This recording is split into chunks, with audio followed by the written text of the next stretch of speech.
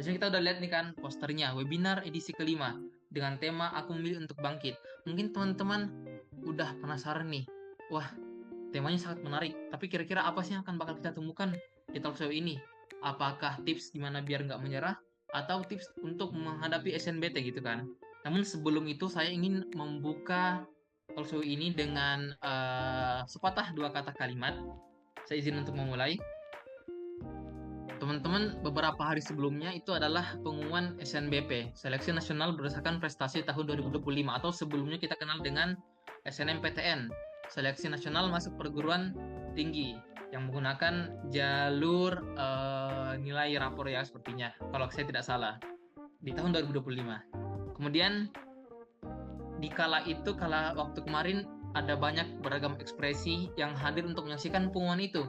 Ada yang senang karena mendapatkan display biru, ada yang bersedih karena mendapatkan screen berwarna merah, dan ada juga beberapa orang yang tidak berpartisipasi dalam SNBP itu. Namun, teman-teman perlu mengetahui bahwa masa anak-anak dan remaja adalah saat di mana kita semua pintar untuk berimajinasi. Imajinasi itulah yang merangsang untuk membuat sesuatu di kemudian hari. Jika kita tidak mampu berimajinasi, jika kita tidak mampu memproyeksikan sebuah mimpi yang besar, maka tentu tidak ada yang namanya future atau masa depan. Sebuah kalimat mengatakan bahwa yesterday is history and tomorrow is a mystery. Kemarin adalah sebuah sejarah dan esok adalah sebuah misteri. Kita tidak pernah tahu hal apa yang akan menyambut kita di esok hari. Siapa yang akan datang membersami kita di esok hari.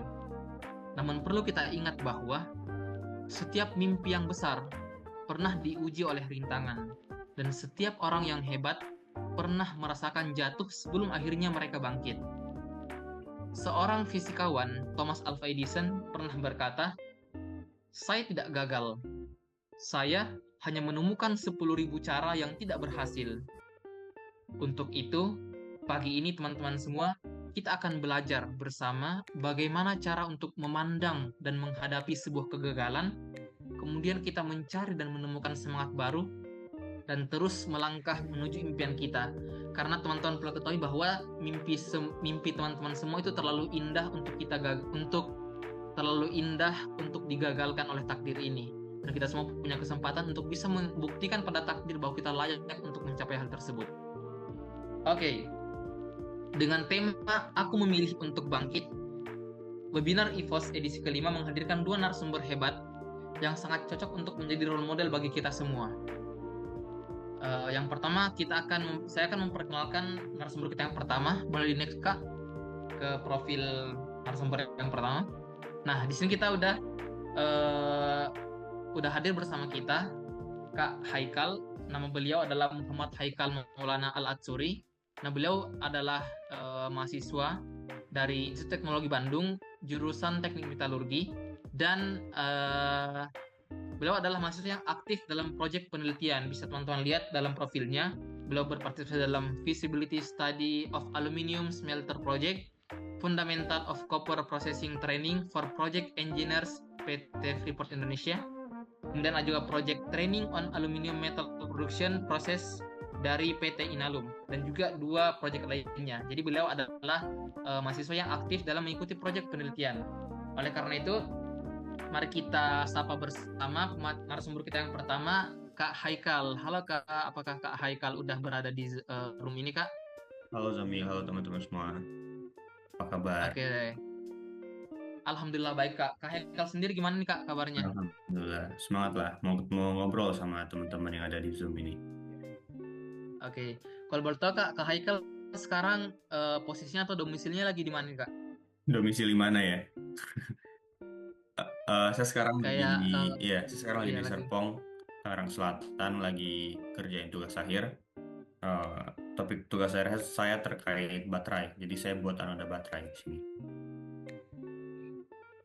Sangat menarik ya. Kita doain juga nih teman-teman. Semoga proses Kak Haikal dalam mengerjakan tugas akhirnya sangat dilancarkan dan dimudahkan ya. Amin, amin. Oke, Terima kasih semua. oke kita lanjut nih ke narasumber kita yang kedua. Boleh Kak dilanjut ke profil narasumber yang kedua? Nah ini narasumber kita yang kedua. ada Kak Andrew Isra Saputra DB, biasanya dipanggil Kak Andre. Nah, beliau merupakan mahasiswa dari Teknik Informatika Institut Teknologi Bandung. Dan bisa kita lihat profilnya, Kak Andre ini meraih skor UTBK 750 plus, artinya 750 ke atas di tahun 2003 kemarin. Kemudian beliau menjuari kompetisi-kompetisi matematika di kota maupun provinsi. Dan Kak Andre ini berpengalaman 8 tahun di bidang pendidikan. Langsung saja kita sapa narasumber kita yang kedua. Halo Kak Andre. Halo, halo, halo. Suaraku aman nggak? Aman Kak, terdengar dengan jelas. Gimana Kak Nah, kabarnya pada pagi hari ini? Alhamdulillah sangat semangat sekali hari ini. Ya. Oke, dengan pertanyaan yang sama Kak Andre sekarang lagi di mana nih Kak posisinya? Posisiku lagi di Bandung karena kemarin baru habis kuliah terakhir ya, jadi domisili masih di Bandung sih untuk sekarang. Oke, kalau tadi Kak Haikal ini dalam rangka nyelesain tugas akhir nih, kalau Kak Andre, kalau boleh tahu sekarang lagi sibuk ngapain nih Kak? Atau apa ada yang ya lagi dikejar, yang lagi dikerjain gitu dalam rangka ini? Oke. Kalau yang lagi dikerjain sih ya standar mahasiswa pada umumnya. Kuliah, juga ikut kegiatan di IVOS, dan beberapa mungkin lomba-lomba penelitian sih untuk sekarang kayak gitu. Oke, sip sip sip. Nah, tanpa perlu berlama-lama lama lagi nih teman-teman. Buat teman-teman semua, saya ingatkan lagi untuk kalau bisa menyalakan kameranya dan mulai sekarang udah siapin nih pertanyaan-pertanyaan teman-teman yang nanti akan ditanyakan kepada narasumber kita, karena selain acara talk show nanti teman-teman akan disediakan sesi Q&A untuk teman-teman menanyakan apa sih yang teman-teman pengen cari atau perlu tahu dan membutuhkan jawaban dari narasumber kita. Oleh karena itu kita langsung saja mulai sesi talk show kita bersama dengan Kak Haikal dan Kak Andre. Oke Kak, jadi mungkin saya mulai dari Kak Haikal ya Kak. Eh, Dengar-dengar nih Kak, dulu Kakak Ya, sempat tolak ini ya Kak, SNBP. Mungkin waktu masanya Kak Haikal seleksi kampus, mungkin namanya masih ini ya Kak, SNMPTN, ya. Seleksi Nasional Masuk Perguruan Tinggi Negeri. Nah, kalau boleh tahu Kak, di masa waktu Kak Haikal ketolak SNMPTN itu, bagaimana perasaan Kak Haikal waktu mendapatkan realita itu Kak? Oke, makasih ya, Zamil. Oke, saya izin masuk teman-teman semua. Selamat pagi. Semoga teman-teman di sini sehat selalu. Ya, perkenalkan kembali, nama saya Haikal. Untuk nama lengkapnya bisa dilihat di layar Zoom ya. Sesuai apa yang udah disampaikan sama Kak Zamil tadi, ya, saya benar-benar mengalami hal sedemikian ya. Ketika saya lulus SMA itu tahun 2020 di Pinrang, Kabupaten Pinrang. Saya alumnus dari SMA Negeri 1 Pinrang. Nah, saya masih ingat pengumuman SNMPTN tahun 2020 itu sekitar tanggal 10 April. Nah, pada saat itu kan sebenarnya masa-masa keras-kerasnya COVID ya. Jadi tentu ekspektasi saya di tahun tersebut itu sangat tinggi untuk lulus SNMPTN. Kenapa saya bilang ekspektasi saya tinggi? Karena notabene itu ketika mendaftar SNMPTN, ya saya peringkat 2 di SMA, berarti paralel 2. Jadi otomatis ekspektasinya cukup tinggi seperti itu. Nah, tapi ya kendati berkata lain, maksudnya sangat berbalik 180 derajat, saya mendapatkan display warna merah. Nah, jujur saya bingung pas pengumuman SNMPTN itu saya lihat display warna merah, saya bingung dong kayak, nah ini kenapa? Apa ada yang salah dari diri saya? Padahal ketika saya daftar, ya saya sudah memasukkan semua piagam, berbagai macam piagam yang sempat saya raih ketika SMA, tapi ya berbeda gitu dengan kenyataan. Ya udah, sama mungkin ya dengan teman-teman yang lain, sedih segala macam, risau, tapi ya saya rasa ketika saya dapat masalah seperti itu, ya saya merasa hidup gitu. Saya merasa hidup, jadi ibaratnya ya saya bisa ibaratnya saya memiliki kesempatan yang lebih mungkin di UTBK bersaing lagi di UTBK biar mungkin bisa mendapatkan hasil yang lebih baik seperti itu. Makanya di tahun 2020 ketika saya lulus SMA, saya masih ada kesempatan buat belajar kurang lebih sekitar 3 bulan ya, karena UTBK di tahun 2020 itu bulan Juli ya, karena ada gap yang cukup banyak di situ ya, makanya saya memilih untuk UTBK lagi dan mendaftar masih di Unhas di situ teman-teman, belum ITB. Saya baru mendaftar ITB itu tahun 2021 seperti itu. Ya, untuk intronya kayak cukup seperti itu ya Kak Zamil ya. Oke Kak.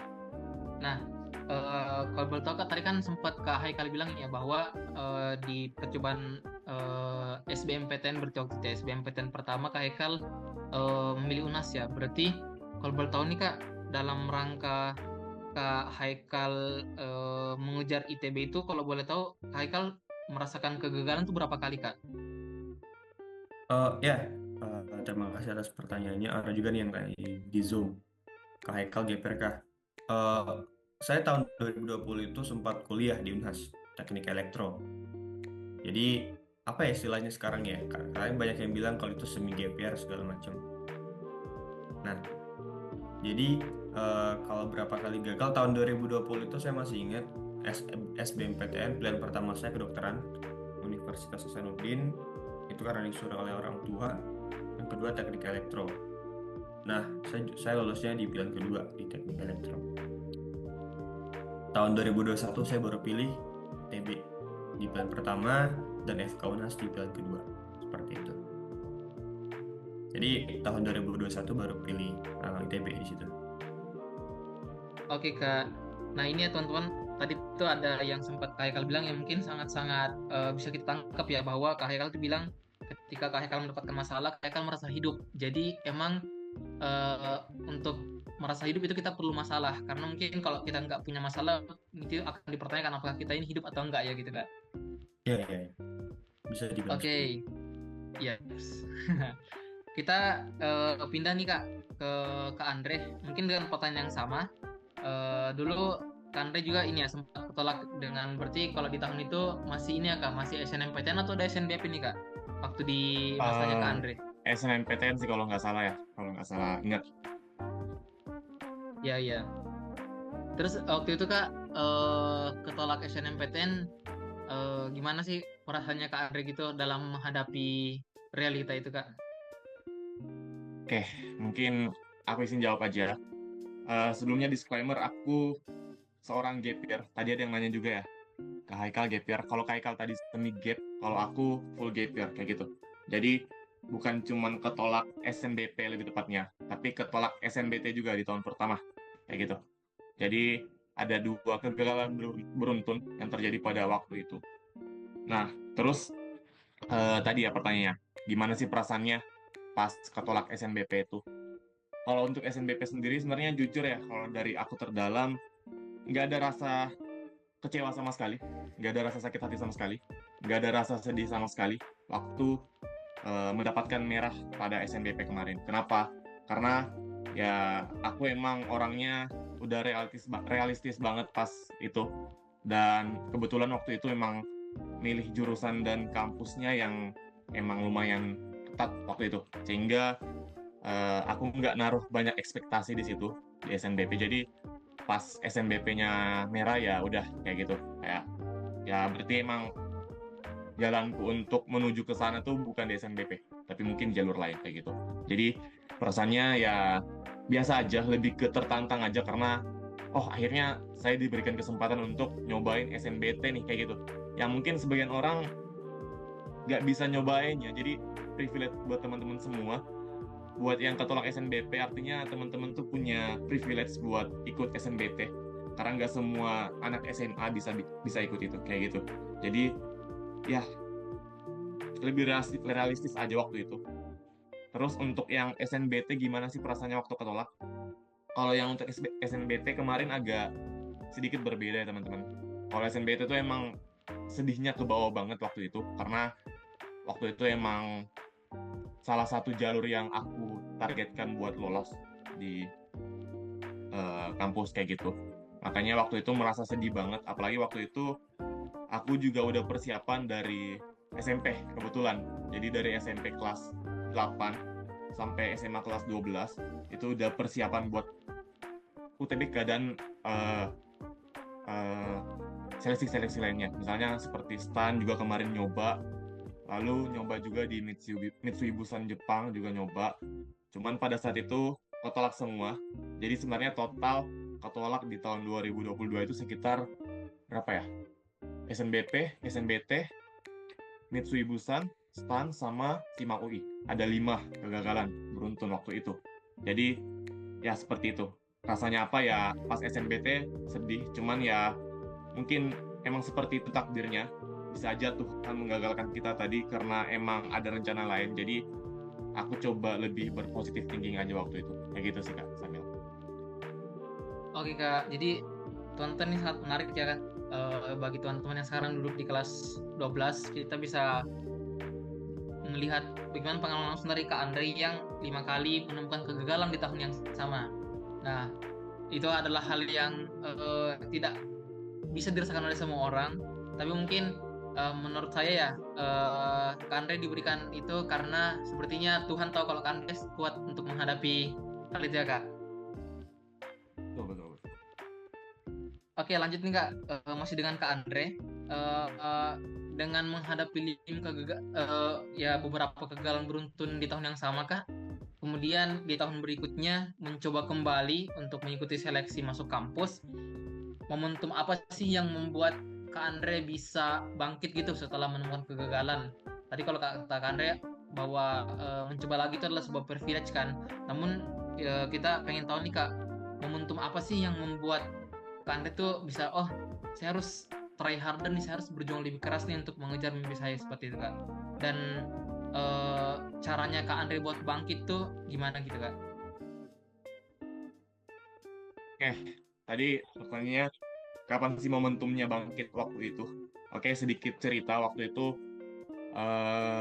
aku udah ketolak SNBT dan seminggu kemudian itu ada tes STAN sama SIMAK UI yang mana pasti juga seperti yang udah teman-teman tahu ya, kalau kita mendapatkan merah pasti mentalnya udah sedikit down, pikiran udah kemana-mana, sehingga waktu itu tes SIMAK UI sama STAN juga ternyata kurang maksimal waktu itu, sehingga juga mendapatkan hasil yang kurang maksimal. Nah, kapan sih momentumnya? Nah, mungkin ya seperti yang teman-teman alami, aku juga sempat mengalami yang down ya, down mental banget waktu itu. 1-2 hari emang wah, makan aja nggak enak, minum aja nggak enak, apalagi mau ke kamar mandi buat mandi kayak gitu.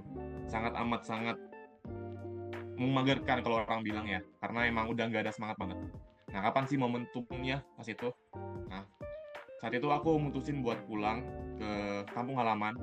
Nah, mungkin di situ aku berpikir, oh ternyata mungkin Tuhan pengen aku buat istirahat dulu untuk sebentar kayak gitu. Karena mungkin selama ini dari aku SD, SMP, SMA udah try hard banget, udah mengusahakan segala macam cara kayak gitu.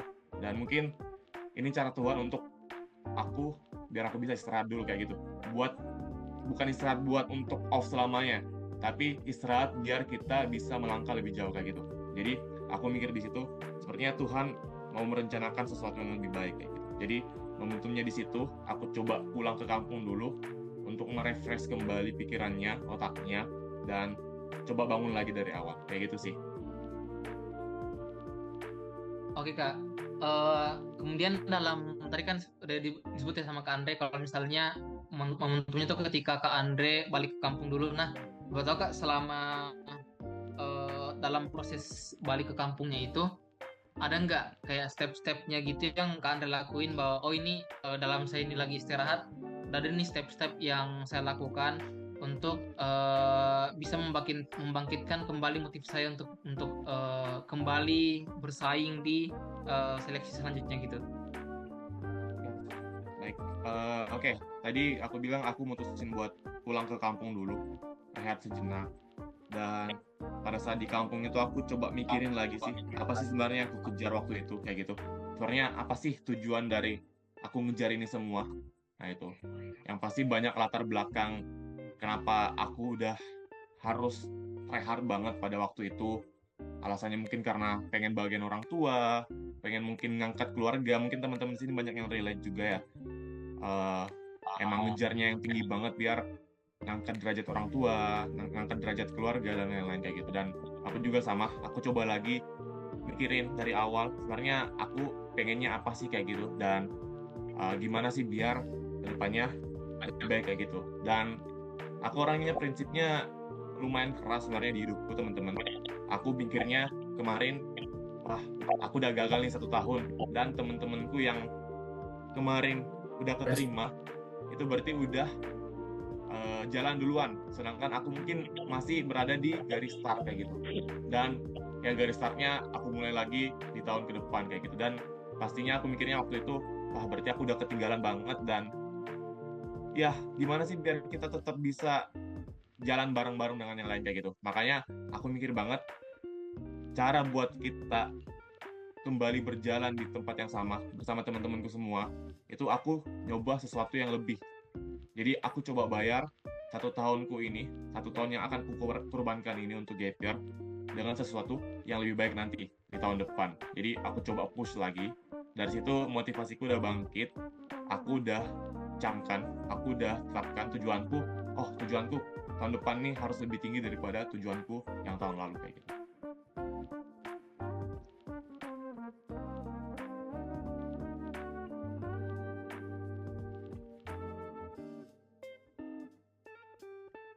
Masih mute Zamil. Maaf Kak, aduh kurang fokus. Jadi tadi seperti yang Kak Andre bilang bahwa kadang Tuhan itu punya rencana yang terbaik untuk kita.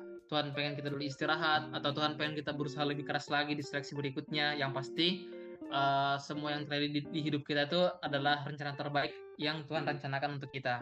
Kalau kita berpindah nih ke Kak Haikal kembali dengan pertanyaan yang sama Kak seperti sebelumnya, di momen di waktu Kak Haikal menghadapi kegagalan itu kan, Kak Haikal ini kan setelah mengikuti teknik elektrodunhas, berarti di next year-nya itu mencoba lagi kan untuk daftar di SNBT di UTBK lagi di ITB.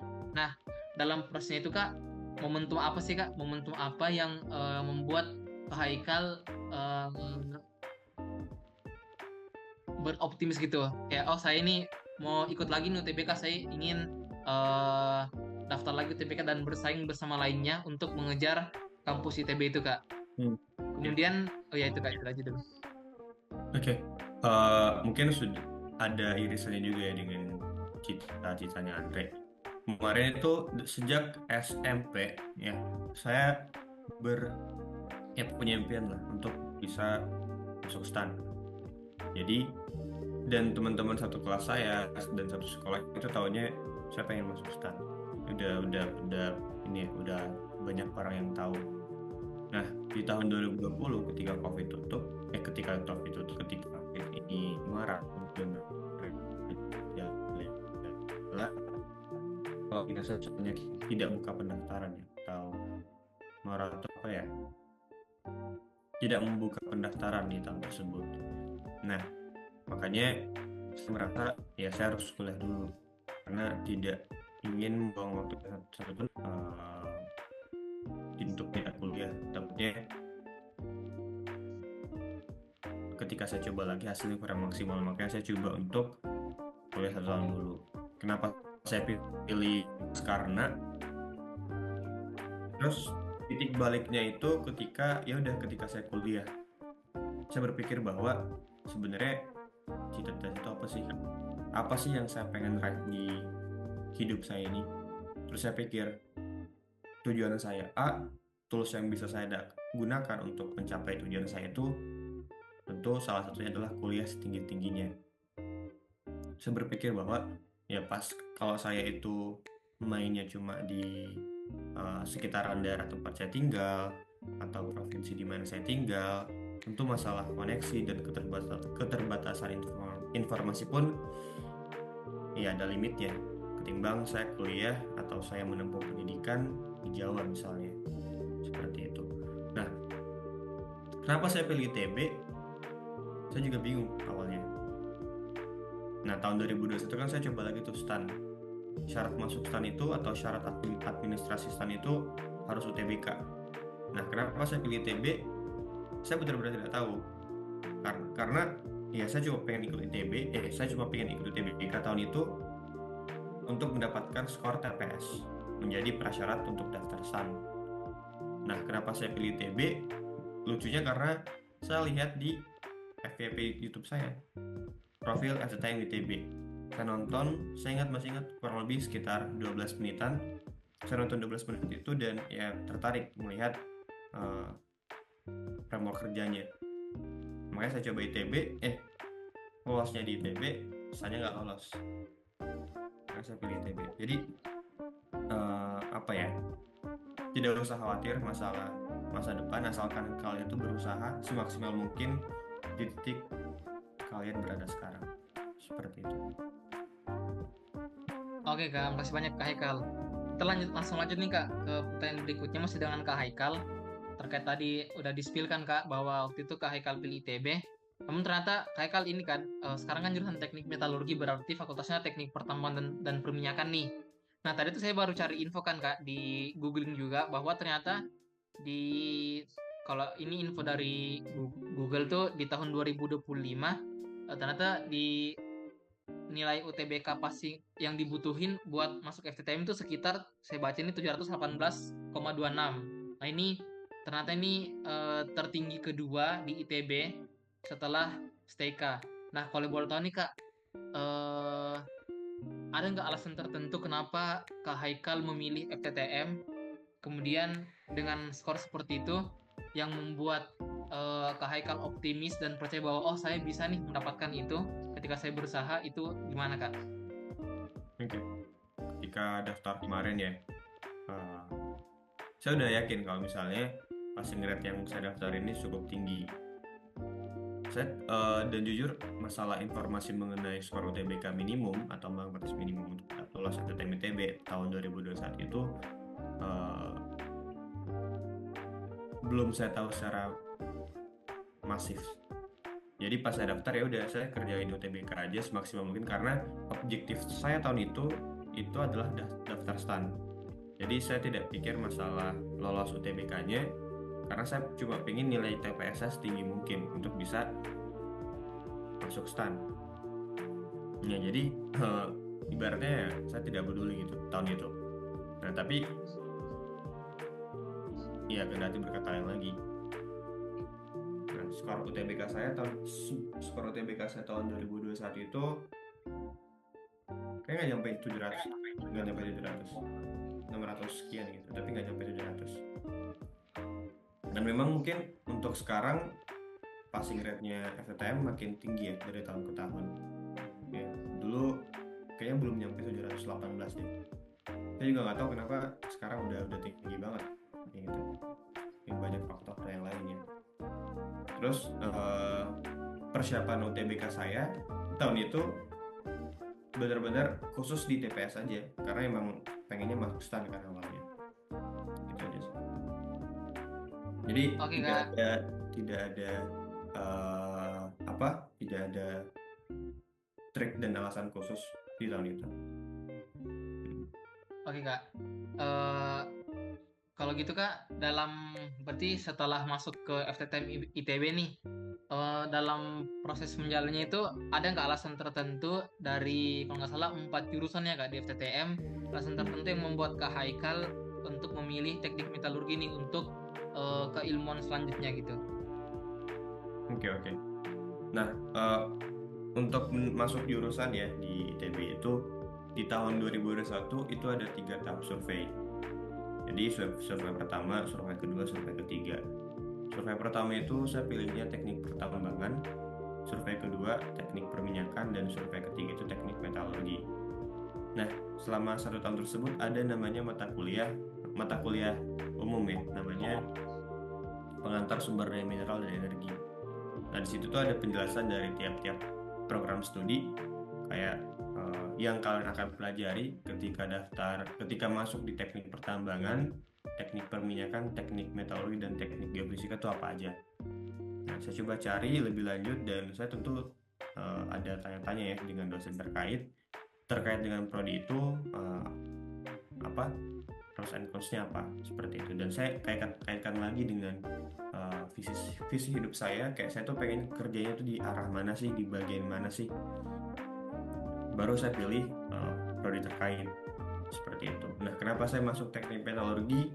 Karena bisa dibilang cakupan kerjanya sangat luas. Tentu bisa kerja di tambang karena ya tugas kami sebagai metalurgis itu adalah mengolah bahan tambang atau hasil bahan galian tambang. Nah, tentu selama tambang itu ada, ya metalurgi itu ada, karena kami yang proses. Kami juga bisa kerja di industri oil and gas karena itu kan berkaitan dengan logam. Nah, sifat dan karakteristik logam ya tentu kami pelajari sehari-hari. Makanya bahasa karakterisasi dan sebagainya itu hal yang apa ya? Ibaratnya kalau gimana sih cara bahan logam ini kuat gitu di alam, di tempat segala macam. Jadi bisa kerja juga di oil and gas dan banyak yang lainnya lah. Makanya saya pilih masuk teknik metalurgi. Dan ya saya juga memang ketemu dengan dosen teknik metalurgi ya yang memang saya menjadi mentor saya juga sempat tanya-tanya beliau dan memang menjadi ini ya dosen saya sekarang seperti itu.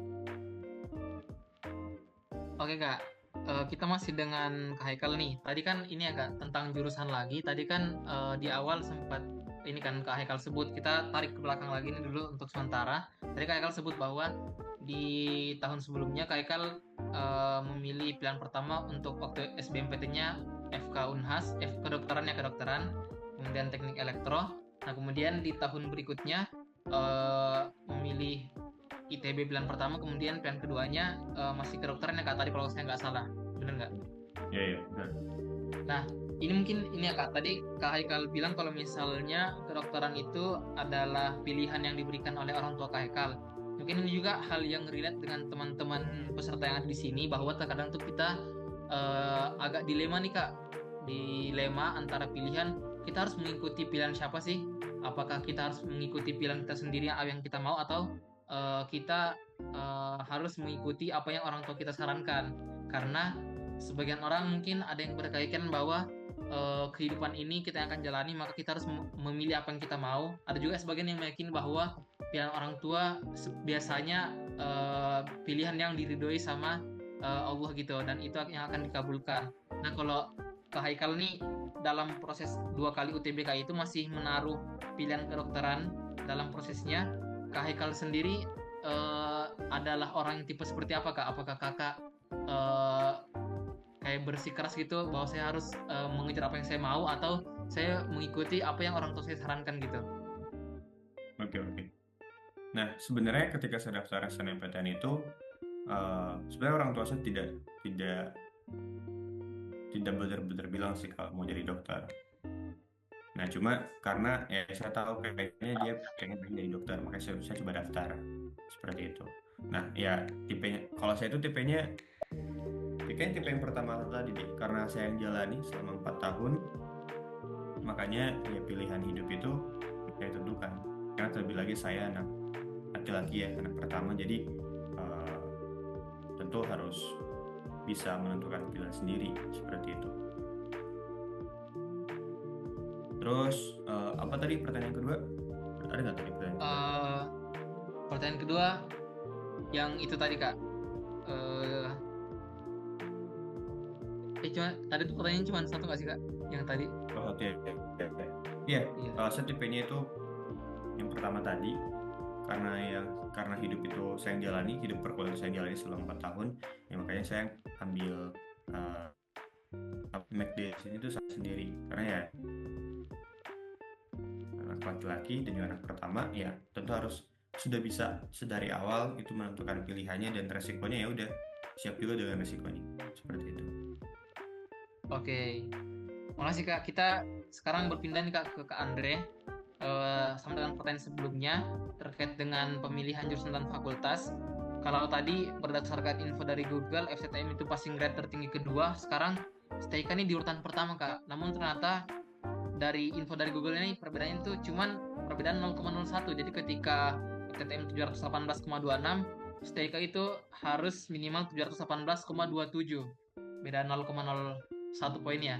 Nah, Kande memilih STIK itu Kak atas dasar alasan apa, atau emang udah punya proyeksi nih bahwa oh saya memilih jurusan itu karena saya udah tahu nih saya kedepannya mau seperti apa gitu. Ini juga pertanyaan yang sering banget ditanyain sama orang-orang yang kenapa sih milih STIK sedangkan udah gagal satu kali nih. Enggak, gagal satu kali ya, 5 kali ya gagalnya. Dan Kali. kenapa masih berani milih STIK, yang mana waktu itu mungkin STIK salah satu pilihan jurusan yang paling ketat di Indonesia. Ya sejajar sama FKUI lah waktu itu. Dan kenapa sih berani banget buat milih itu? Apa nggak takut gagal kayak gitu? Banyak yang nanya kayak gitu. Dan aku jawabnya ya karena itu. Karena aku takut gagal makanya aku milih itu.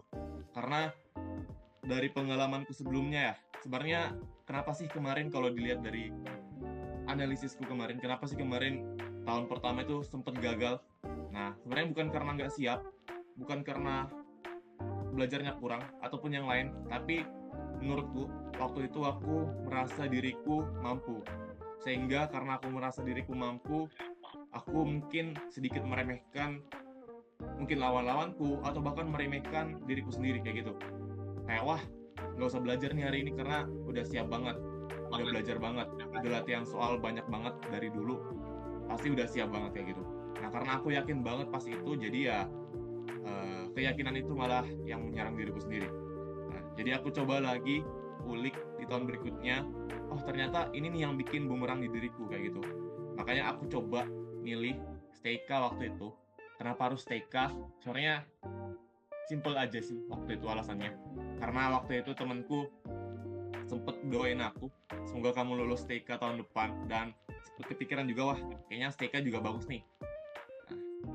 Dan kebetulan juga waktu gap year itu, tadi juga ada sempet yang nanya nih, 1 tahun kan lumayan lama tuh kak, gimana kakak atasi kejenuhan? Nah, kebetulan waktu 1 tahun itu, aku coba banyak explore. Jadi selama setahun gap year, aku banyak explore juga, explore skill lain, termasuk waktu itu, aku nyoba-nyoba banyak explore skill editing di laptop. Sehingga waktu itu ada ketertarikan di bidang informatika, sehingga mutusin kayaknya STIK cocok nih. Dan tadi karena dia tinggi, maka itu yang membuat sebenarnya aku di-push. Jadi banyak yang bilang kayak gini, kak jurusanku tinggi banget nih, takut banget lolos, dan ya gimana ngatasinnya, aku takut banget nggak bisa keterima di situ. Kalau aku sendiri malah pengen nyari rasa takut itu kayak gitu, karena rasa takut itu yang bikin kita sebenarnya bergerak guys. Contohnya kenapa sih rasa takut itu penting? Nah, teman-teman mungkin kalau dari bangun di rumah ya, yang tinggal di rumah, pasti kalau bangun tuh harus bersihin kamar dulu, nyapu-nyapu, atau mungkin bantu orang tua masak. Kenapa sebenarnya? Mungkin sesimpel karena takut orang tua marah kayak gitu. Atau mungkin takut nanti rumahnya jadi kotor. Atau mungkin kenapa kita sih harus beribadah di dunia ini gitu. Mungkin karena takut sama Tuhan, takut nanti masuk ke neraka, atau yang lain-lain. Atau mungkin kalau di ujian ya, kenapa kita harus belajar? Ya karena takut nanti kita nggak bisa jawab soalnya, kayak gitu. Jadi malah rasa takut itu yang bikin kita bergerak. Bayangin kalau di dunia ini nggak ada rasa takut. Ya semua orang pasti yakin-yakin aja dah, kan? Dan ya kalau kita yakin-yakin aja ya, pasti nggak ada sesuatu yang nge-push kita buat kita bergerak, kayak gitu. Jadi aku malah coba mikir sebaliknya. Aku coba transfer rasa takut itu menjadi sesuatu yang lebih positif kayak gitu, yang mana membuat aku nge-push. Jadi kenapa milih STIK? Karena cuman STIK waktu itu jurusan yang kalau aku pilih aku takut gagal kayak gitu. Makanya aku coba pilih biar tahun ini aku bisa persiapan lebih matang dan lebih menghargai mungkin prosesku, menghargai lawan-lawan yang lain, dan menghargai diriku sendiri. Itu sih.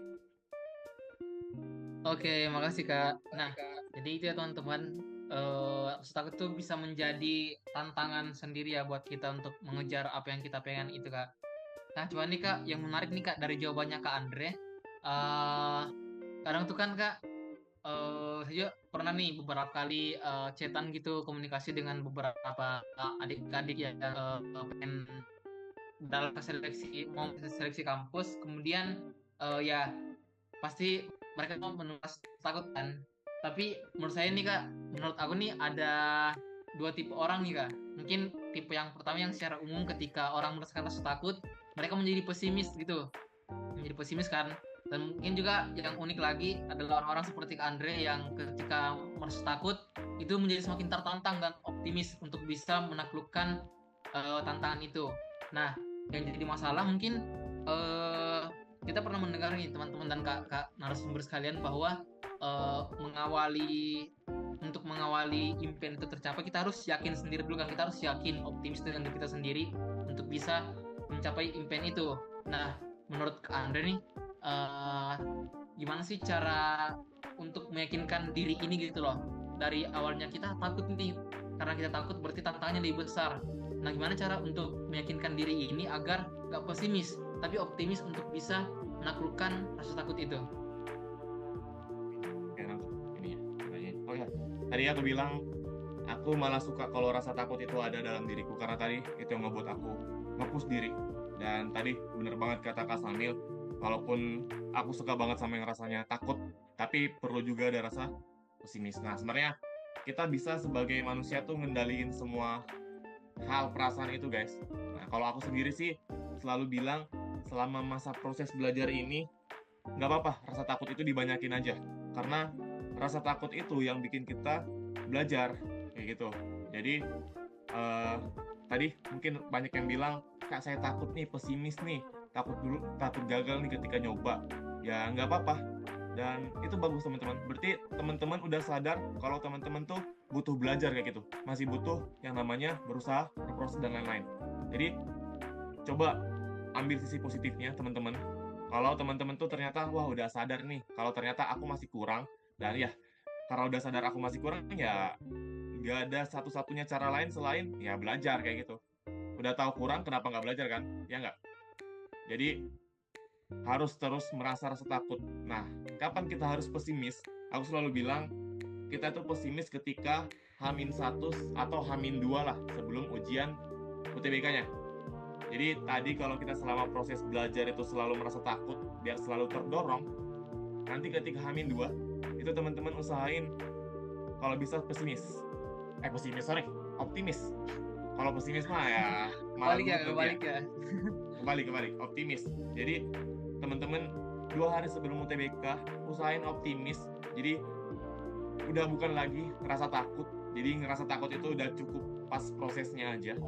Nah, ketika nanti udah sampai di titik udah mau ujian nih, itu kalau bisa optimisnya dikobarkan lah. Dan waktu itu sedikit cerita, aku kebetulan UTBK-nya di Makassar juga, dan diantar sama omku juga waktu itu naik motor subuh-subuh ke teknik Goa yang lumayan jauh juga sebenarnya dari Makassar ya. Dan selama perjalanan itu aku selalu mikir nih, kayak wah aku udah di perjalanan menuju menata masa depanku nih, dan kayaknya aku nggak bisa pesimis lagi deh. Aku harus optimis, aku harus bisa ngerjain segala macam soal yang ada di depan, mau soalnya susah apa, mau yang keluar sebagaimanapun, dan mau kondisinya sebagai apapun, itu aku harus bisa ngerjain. Dan pada situ aku mikir nih, wah aku udah tahun kedua nyoba nih, masa aku kalah dari adik-adik kelasku kayak gitu. Jadi aku coba kobarkan rasa optimis itu sebisa mungkin, sehingga pas UTBK-nya nanti malah pede banget kayak gitu. Jadi kesimpulannya sebenarnya proporsinya masing-masing ada. Kapan kita harus naruh rasa sakit itu, rasa kecewa itu, rasa sedih itu, rasa takut itu, kita taruh di awal.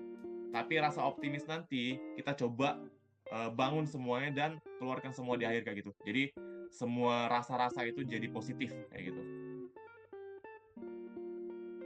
Oke, makasih banyak Kak Andre. Sangat menarik ya teman-teman jawaban dari Kak Andre. Nah, sekarang kita pengen denger nih Kak dari sudut pandang Kak Haikal, mungkin masih dalam pertanyaan yang sama terkait dengan optimisme, pesimisme ini, kemudian dengan bagaimana mengolah rasa takut akan sebuah tantangan, kemudian bagaimana untuk bisa melakukan tantangan itu. Kalau dari sudut pandang Kak Haikal gimana nih Kak? Oke. Oke, ini aku based on pengalamanku aja selama aku kuliah dan selama aku hidup. Sebenarnya setuju juga dengan pendapat Anda tadi bahwa semua hal itu, takut, pesimis dan optimis itu masih bisa kita kontrol. Kenapa ya? Karena kita sendiri yang rasain. Jadi ya saya tuh taunya Kak, kalau rasa pesimis itu merupakan emosi negatif. emosi negatif atau hal-hal negatif yang kalau kita serap tentu mempengaruhi diri kita juga. Nah, kalau itu yang kita pacu, kalau kita terfokus itu ke pesimis, ya bisa dipastikan hasilnya juga pasti jelek. Nah, tapi kalau kita bisa olah rasa takut, rasa pesimis, itu bisa mengubah, bisa aja sampai 100%. Nah, contohnya saja, ya sama ketika kalian mau lakukan sesuatu, dan kalau kalian rasa takut dan pesimis, tentu kalian sadar bahwa hal yang ingin kalian persiapkan itu masih kurang. Nah, makanya rasa takut dan pesimis itu bisa kalian gunakan ke ranah positif, mungkin belajar, explore hal-hal yang lebih bagus, explore hal-hal yang lebih baru, sehingga rasa pesimis dan rasa takut kalian itu menjadi sebuah hal yang positif. Nah, optimis itu sebenarnya cenderung kalau kita berlebihan itu kadang tidak baik juga. Jadi porsinya itu saya tidak terlalu optimis yang berlebihan. Ibaratnya ya, saya sudah berusaha sebaik mungkin, dan tapi tetap ada masih rasa-rasa takut akan gagal seperti itu. Nah, jadi rasa takut, optimis dan pesimis ini ya punya check and balance-nya masing-masing. Jadi tidak ada yang saling dominan. Jadi memang ya selama kita hidup kan harus ada check and balance ya. Rasa takut mengimbangi rasa optimis mengimbangi rasa pesimis. Jadi tidak ada sebuah rasa yang dominan seperti itu, karena ya kita gunakan ketiga komponen itu semaksimal mungkin aja. Jangan ada yang berlebihan seperti itu. Tapi sesuai kondisinya masing-masing aja sih. Jadi tidak ada yang dominan seperti itu.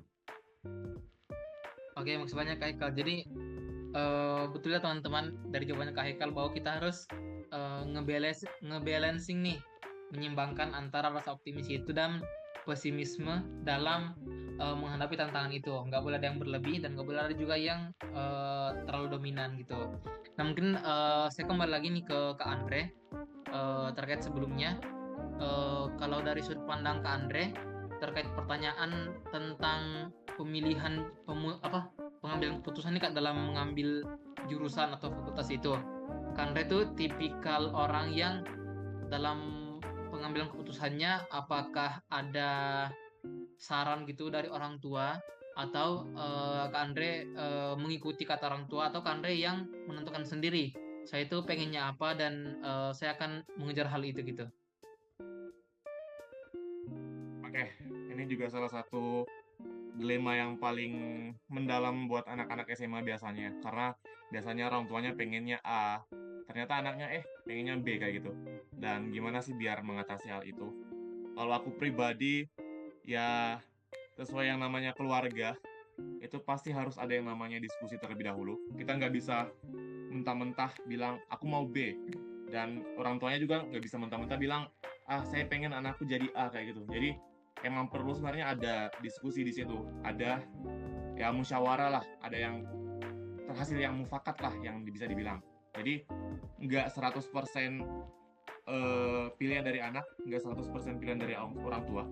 Cuman kalau dibilang lebih dominan yang mana, tentu saja lebih dominan yang anak tentunya. Kenapa anak? Karena ya anak itu sendiri yang menjalani sekolah selama 12 tahun ini, dan pastinya lebih tahu dirinya sendiri tuh sebenarnya lebih passion di mana. Jadi sebenarnya teman-teman coba lagi mikirin dulu sendiri pengennya jurusannya apa, di mana dan lain-lain pokoknya, dan coba kali lagi apakah emang jurusannya tuh sesuai sama minat dan bakat teman-teman, atau ternyata cuman kalau bahasanya orang sekarang tuh FOMO-an doang kayak gitu.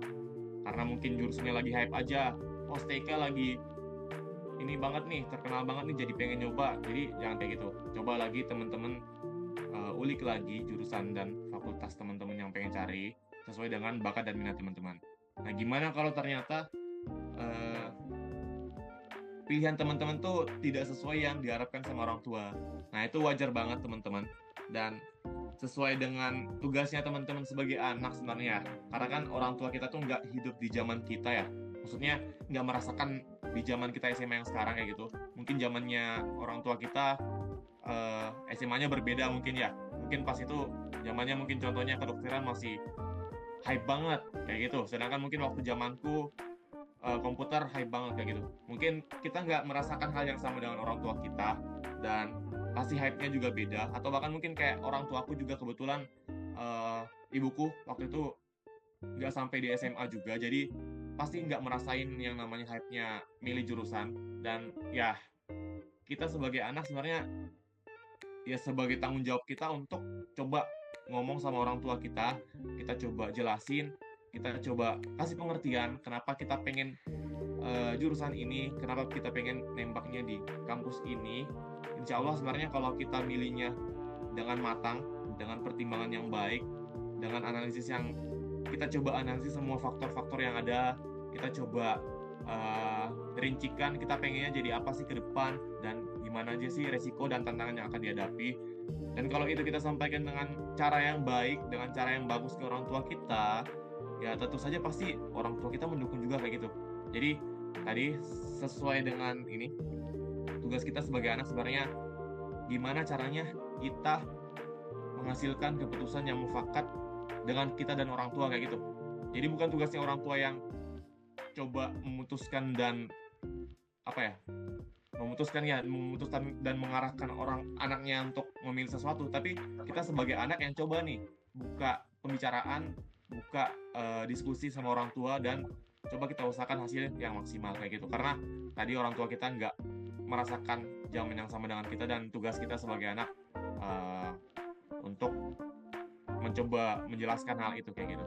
Karena sebenarnya orang tua itu simpel banget teman-teman.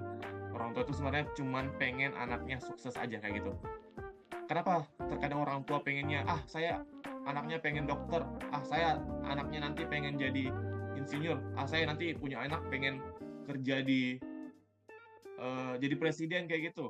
Kenapa? Karena mungkin waktu itu zamannya orang tua temen-temen ngelihatnya ya yang sukses tuh yang jadi dokter, atau yang sukses tuh yang jadi DPR, presiden, MK, ataupun engineer dan lain-lain pokoknya semuanya.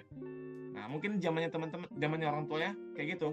Nah, jadi tugas kita lah coba kenalkan, ternyata sukses tuh nggak cuman jadi dokter. Ternyata sukses tuh bisa jadi yang lain kayak gitu. Jadi, itu lagi, sebagai kita anak, emang kita yang jadi titik pusat keputusan dan kita juga yang harus coba beri penjelasan ke orang tua. Kayak gitu sih kalau dari sudut pandangku ya. Oke teman-teman, jadi teman-teman tidak boleh ya seperti katakan Andre, jangan sampai teman-teman memilih jurusan karena fear of missing out aja, FOMO gitu ya. Karena yang pasti jurusan itu akan menjadi tempat berkembang terbaik bagi orang-orang yang tepat memilihnya gitu. Oke, sebelum kita lanjut, pesan buat teman-teman, mulai sekarang udah bisa disiapin nih pertanyaan-pertanyaan terbaiknya, karena setelah beberapa pertanyaan lagi kita akan langsung masuk ke sesi Q&A. Nah, aku kembali lagi nih ke Haikal, mau nanya ke Haikal. Kita sekarang bakal masuk ke sesi yang istilahnya topik pembicaraan itu akan menjadi kunci pembahasan yang akan dihadapi oleh teman-teman ke depannya, itu tentang SNBT atau UTBK gitu kan. Kalau di zamannya Kak Haikal dan Kak Andre mungkin namanya masih SBMPTN nih. Nah, kalau dari pengalaman Kak Haikal nih, Kak Haikal kan dalam 1 tahun itu sebelum mencoba kembali UTBK di tahun kedua kan Kak Haikal menjalani kehidupan sebagai mahasiswa teknik elektronik. Nah, kalau boleh tahu nih Kak, kalau dari sudut pandang Kak Haikal sebagai seorang yang menjalani kehidupan sebagai mahasiswa teknik elektro, kemudian harus menyiapkan persiapan kembali untuk mengikuti UTBK yang tadi disampaikan bahwa tujuannya untuk bisa mendapatkan nilai TPS ya untuk masuk STAN. Strategi Kak Haikal nih dalam belajar, mengimbangi belajar untuk UTBK, ada juga menjalani kegiatan sebagai mahasiswa teknik elektro, itu seperti apa Kak? Dan mungkin juga dari pengalamannya Kak Haikal, ada tips nih, tips strategi belajar yang bisa Kak Haikal bagikan ke teman-teman peserta talk show ini gitu. Oke. Masih Kak Zamil.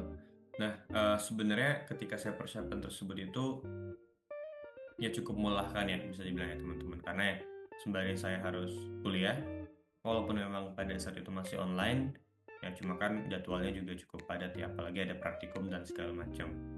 Nah ketika saya persiapan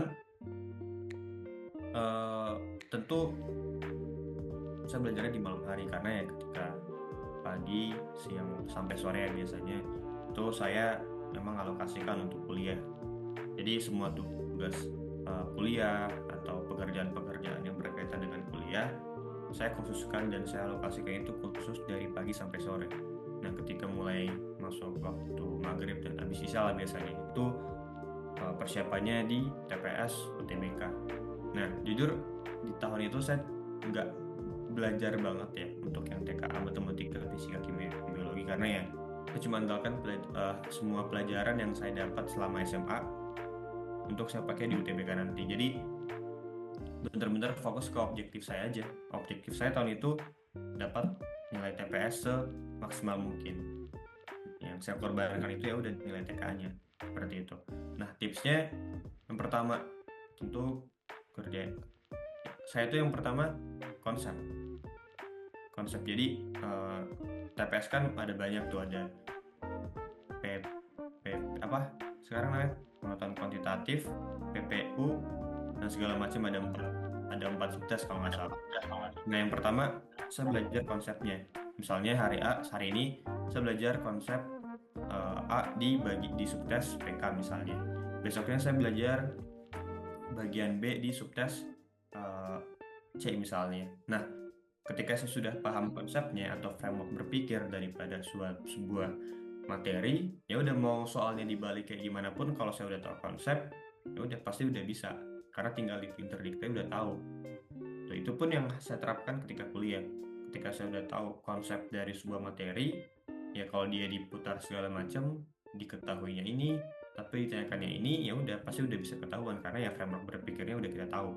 Dibanding kita langsung jawab soal, ya udah cara jawab soal seperti itu yang terus kita terapkan ke soal berikutnya.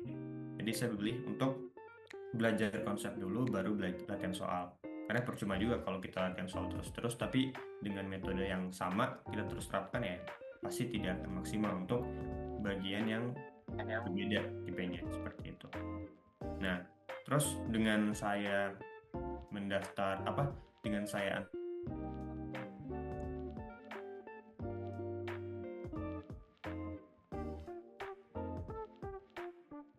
Sepertinya suaranya Kak Haikal terputus ya, benar nggak?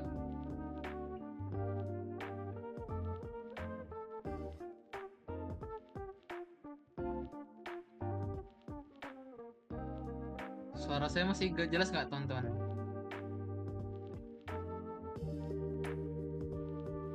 Masih ke Masih sepertinya suaranya Kak Haikal yang ini. Oh iya.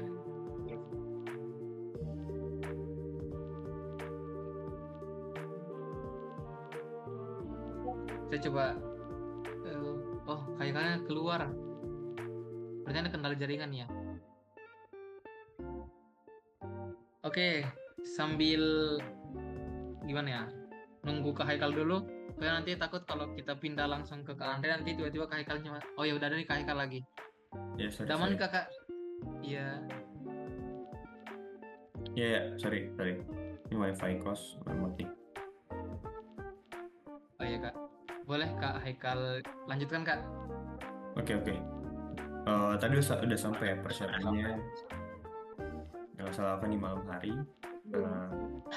Otomatis ketika saya pingin mencapai suatu hal yang lebih baik atau lebih besar, usahanya tentu ya harus dimaksimalkan juga, atau dikali dua lah ibaratnya.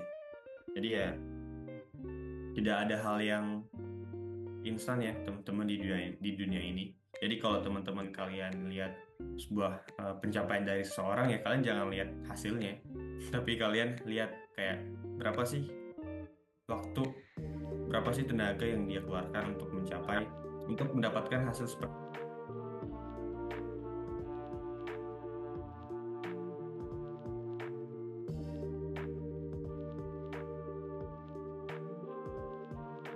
Sepertinya jaringannya Kak Haikal kurang mudah ya. jelas Oh belum, iya, Kak? udah Kak, udah kembali Oke. jelas. Oke, jadi yang saya mention tadi teman-teman, teman-teman itu jangan melihat suatu hal itu dari hasilnya, tapi dari prosesnya. Misalnya, teman-teman lihat tadi skor Kante itu 750 lebih, katakanlah mau 800 misalnya. Itu mau masuk jurusan mana aja di Indonesia itu bisa.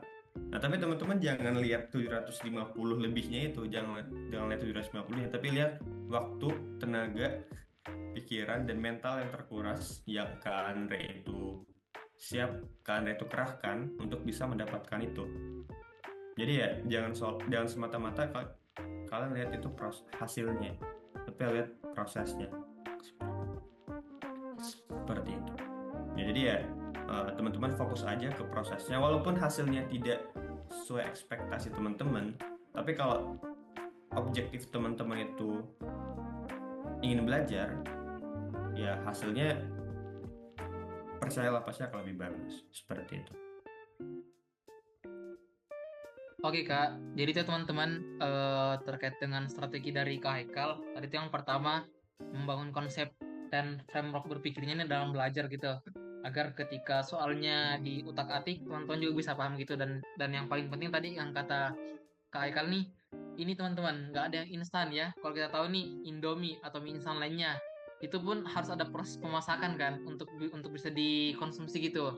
Sama halnya apalagi ini mie instan gitu, apalagi hal-hal lain yang emang benar-benar nggak instan gitu kan.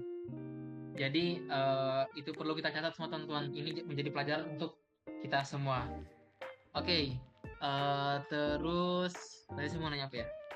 Oke, kita pindah dulu ke Andre, masih dengan pertanyaan yang sama Kak, terkait dengan strategi belajar dari Kak Andre.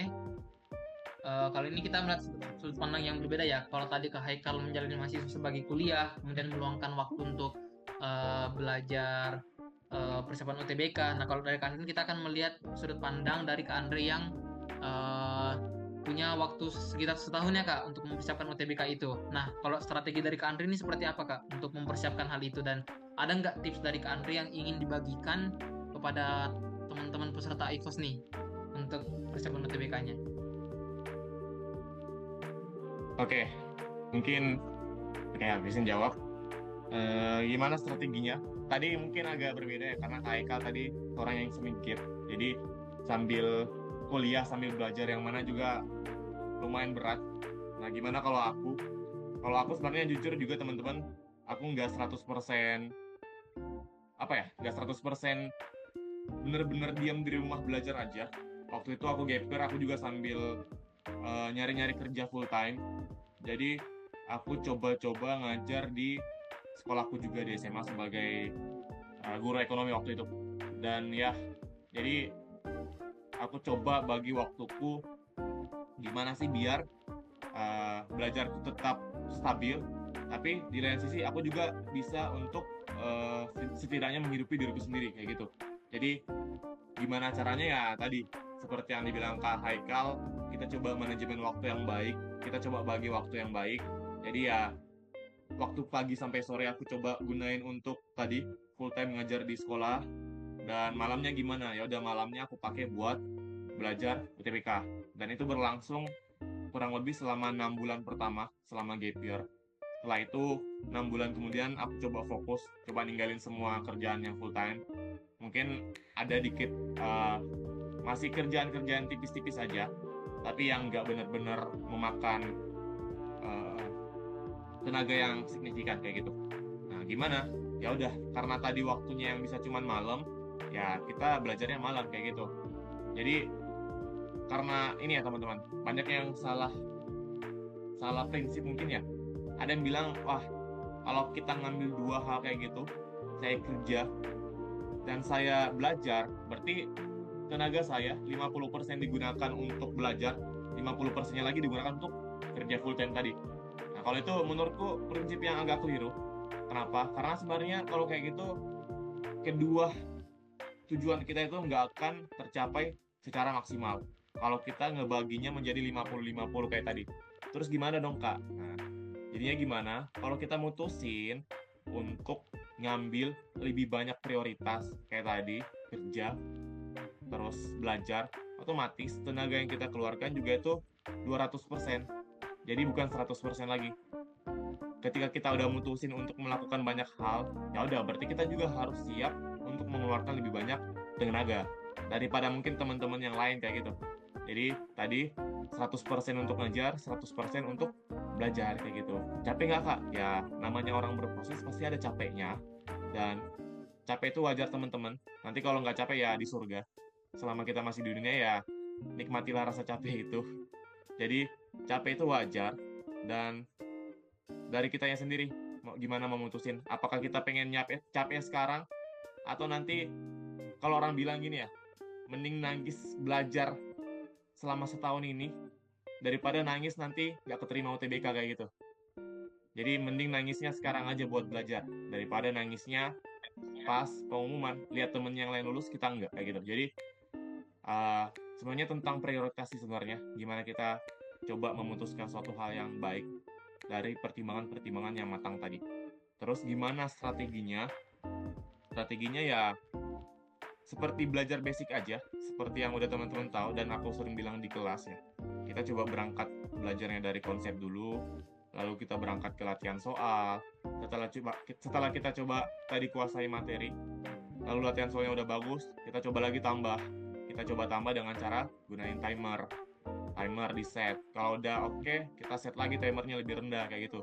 Setelah oke, ya udah kita coba lagi menuju yang lebih susah, yaitu TO kayak gitu, tryout. Jadi bertahap belajarnya teman-teman. Jangan langsung, kalau istilahnya orang bilang, kalau mungkin teman-teman main Mobile Legend, jangan langsung ngelor dulu kayak gitu.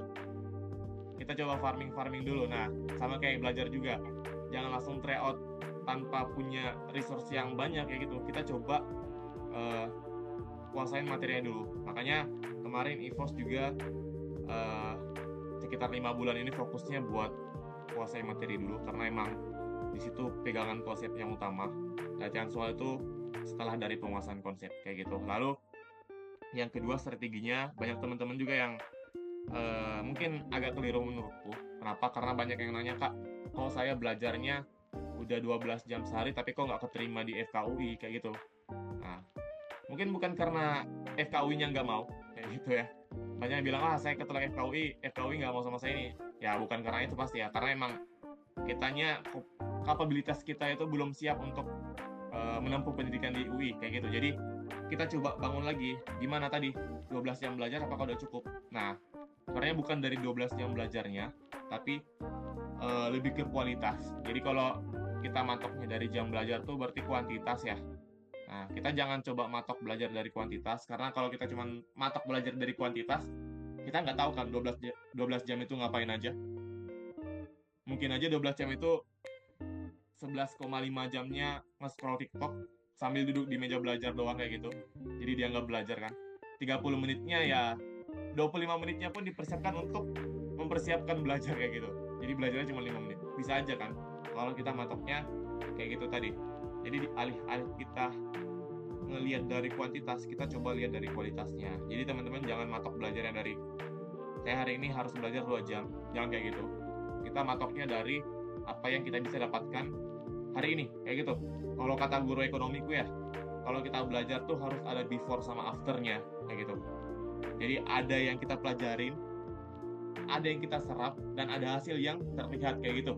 Mungkin aja hasilnya mungkin nggak terlihat hari ini, mungkin besok atau lusa kayak gitu, nggak apa-apa. Tapi yang penting tadi kita ada before afternya, ada yang kita upgrade dari diri kita kayak gitu. Jadi kualitasnya bener-bener dijaga. Contohnya misal, hari ini aku mau belajar tensis kayak gitu. Ya udah berarti hari ini fokus belajar tensis. Mau gimana pun kondisinya, mau hujan badai segala macam, pokoknya hari ini tuh harus kelar tensis kayak gitu. Mau itu ternyata aku ternyata kemarin lancar-lancar banget belajar tensis dan cuma 30 menit, ya udah berarti itu bonus dari teman-teman karena pahamnya cepet, dan ya udah berarti sisa waktu teman-teman bisa digunakan mungkin untuk istirahat atau mungkin untuk refreshing kayak gitu. Jadi tadi kualitasnya dulu dijaga biar nanti hasilnya kelihatan. Nah, kalau kualitasnya udah baik, barulah kita mulai ke kuantitas tadi. Jadi kalau kualitasnya udah bagus, kita coba dorong dengan kuantitas yang banyak tadi juga, ya apa enggak tinggi tuh skor UTBK-nya kayak gitu. Jadi kualitas di atas kuantitas kayak gitu. Mungkin itu sih strategi yang apa ya, yang simpel sebenarnya, tapi banyak disepelein sama orang-orang. Dan satu lagi mungkin terakhir, masalah tryout. Aku juga sering banget tryout. Kalau tryout tuh sekitar 1-2 bulan sebelum UTBK, eh, lumayan intens. Kadang seminggu 2 kali atau 1 kali, tergantung ya. Kalau lagi galau berarti 3 kali seminggu. Tapi kalau lagi happy-happy aja paling seminggu sekali aja sih. Dan ya teman-teman pesennya kalau ngerjain TO, kalau bisa usahain ngerjainnya seolah-olah kita sedang UTBK. Kenapa? Karena UTBK itu bukan cuma tentang ngerjain soal teman-teman, tapi gimana cara kita naklukin keadaan waktu itu, gimana biar kita nggak tegang waktu itu, gimana biar kita tuh bisa relax pas ngerjain soal. Jadi jangan cuman saya udah bisa ngerjain soal berarti UTBK udah mantap nih, ya kayak gitu. Karena banyak faktor-faktor yang main pas di ruangan kayak gitu. Makanya sebisa mungkin kalau ngerjain TO sambil duduk di meja, kalau nggak di meja ya udah melantai aja dan kerjain seolah-olah kamu sedang UTBK, biar nanti pas UTBK-nya bisa terbiasa kayak gitu, udah nggak tegang lagi. Mungkin itu aja 3 tips dari aku ya Kak Samil ya, semoga bisa diterapkan ke teman-teman semua. Baik Kak, makasih banyak ya Kak Andre atas tipsnya. Itu ya teman-teman, dari jawaban Kak Eka dan Kak Andre ini sebenarnya ada banyak banget pesan yang bisa kita dapatkan dari strategi belajar. Tapi juga ini sangat-sangat relate ya, sangat-sangat relate dengan pengalaman saya juga mengikuti UTBK kemarin, bahwa kata Kak Andre, UTBK itu bukan hanya sekedar mengerjakan soal, tapi bagaimana kita bisa melakukan waktu. Karena benar-benar kemarin tuh waktu UTBK kadang aja di tengah-tengah itu kayak kita ngerasa ngeblank gitu, kayak capek berpikir, duduk selama 6 jam di ruang ber-AC dingin gitu kan. Kalau ruangnya ber-AC terus nggak boleh ke toilet lagi, nah gitu kan, kayak benar-benar harus melatih mental kita menghadapi waktu yang lama ini untuk berpikir duduk gitu.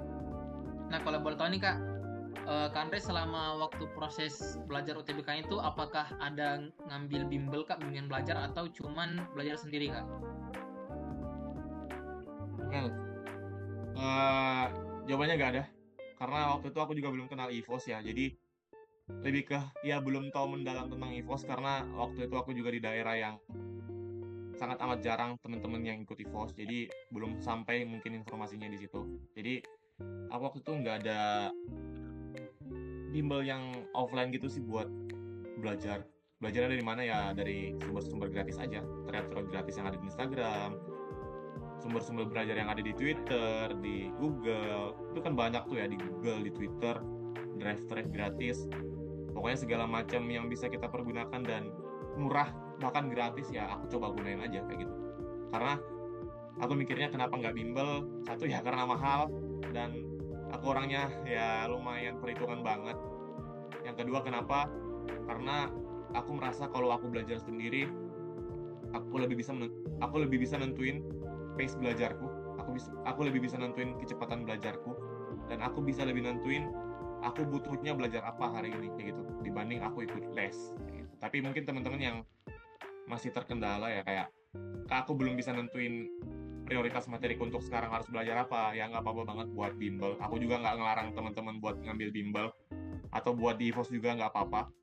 Dan itu tadi tergantung dari teman-teman, coba ngebaca diri teman-teman itu butuhnya seperti apa. Nggak sepenuhnya teman-teman butuh bimbel. Ada mungkin yang nggak butuh, tapi ada juga yang butuh. Jadi coba lagi kenali diri teman-teman butuhnya hal yang seperti apa kayak gitu. Mungkin itu sih dari aku. Oke Kak, kalau gitu kita pindah nih ke Kak Haikal terkait dengan fasilitas belajar nih Kak. Kalau dari Kak Haikal selama persiapan untuk UTBK kemarin tuh, apakah Kak Haikal ada mengikuti bimbel Kak, atau belajar sendiri juga nih Kak? Sama juga ya, kayak Kak Andre, saya nggak bimbel, tapi untuk TO-nya itu saya ambil TO dari GO. Jadi khusus untuk TO online, karena kan saya butuh latihan soal, kumpulan bank soal untuk latihan itu harus banyak ya. Jadi saya ambilnya untuk yang GO itu ya cuma bagian TO-nya, untuk belajarnya saya belajar sendiri. Nah, karena ya balik lagi, ketika kalian ingin belajar kan banyak nih, ada 3 tipe orang belajar. Yang pertama, orang yang sukanya itu audio. Jadi lebih enak belajar kalau dengerin orang, kalau dengerin temennya menjelaskan dan lain sebagainya. Ada tipe yang visual, dia harus melihat, dia harus baca sendiri nih gambarnya gimana, materinya gimana dan sebagainya. Pokoknya fokusnya itu di visual. Jadi ketika dia itu melihat gambar, ketika melihat penjelasan, ya dia baru bisa nangkep dibanding audio. Ada juga yang ketiga, mix. Dia audio, dia visual. Jadi sembari dia melihat, sembari juga dia mendengar. Nah, teman-teman ini harus tahu dulu, teman-teman itu lebih enak belajarnya tipe yang mana. Nah, kalau mungkin yang secara bimbelnya itu online, kan by audio tuh, bisa dibilang istilah. Teman-teman lihat-lihat kayak, saya mau paham gak ya kalau diajarin kayak gini, ketimbang kalian harus belajar mandiri secara visual seperti itu. Jadi ya balik lagi, yang paling tahu diri kalian kan diri kalian sendiri ya. Jadi pace-nya teman-teman itu teman-teman yang tentuin seperti itu. Jadi ya secara belajar pun kita bisa belajar dari analogi lari lah, run. Banyak orang-orang bilang kalau misalnya ya run with your own pace. Jadi jangan teman-teman lihat teman kalian kecepatan larinya segini, kalian juga mau imbangi. Jangan. Itu kan nanti malah membuat kalian ngos-ngosan segala macam. Jadi ya teman-teman belajar dari situ aja.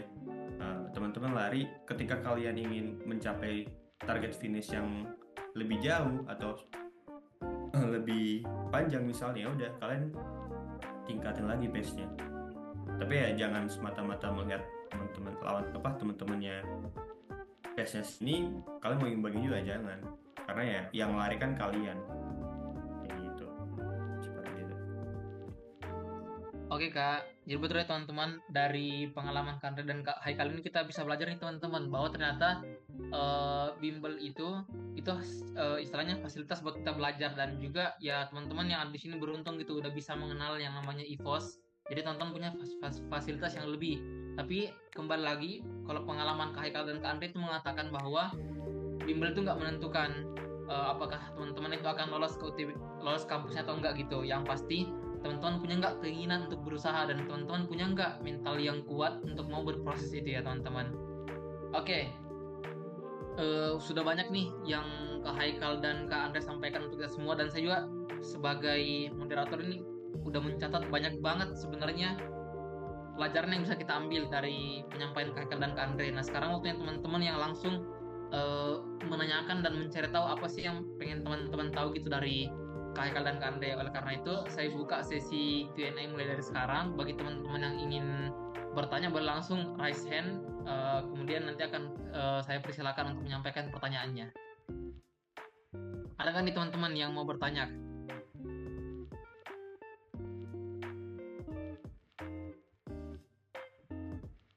Wow, sepertinya belum ada ya sepertinya. Atau boleh lewat chat Kak, di sini berisik. Boleh.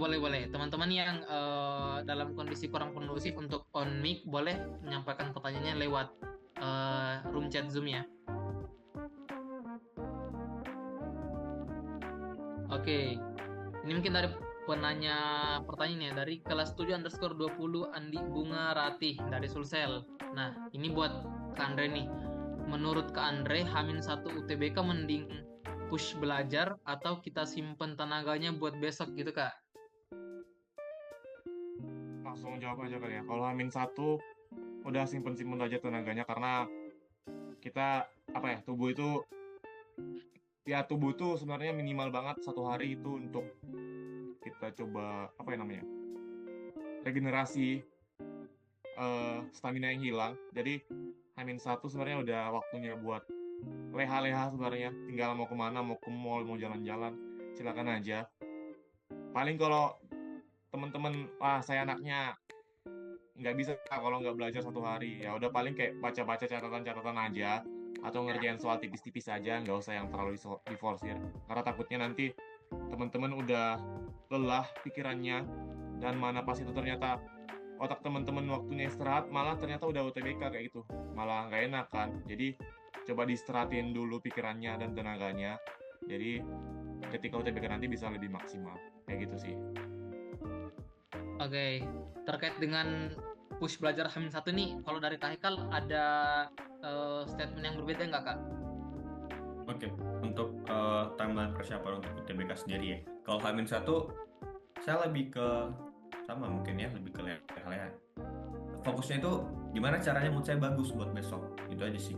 Gimana mood saya bagus, kalau mood saya bagus itu ya saya rasakan kalau mood saya itu bagus ya mungkin saya lebih maksimal dibanding kalau saya belajar makin stres ya tentu tidur mungkin agak terganggu otomatis performa di UTBK makin buruk dan bisa aja buruk kayak gitu ya.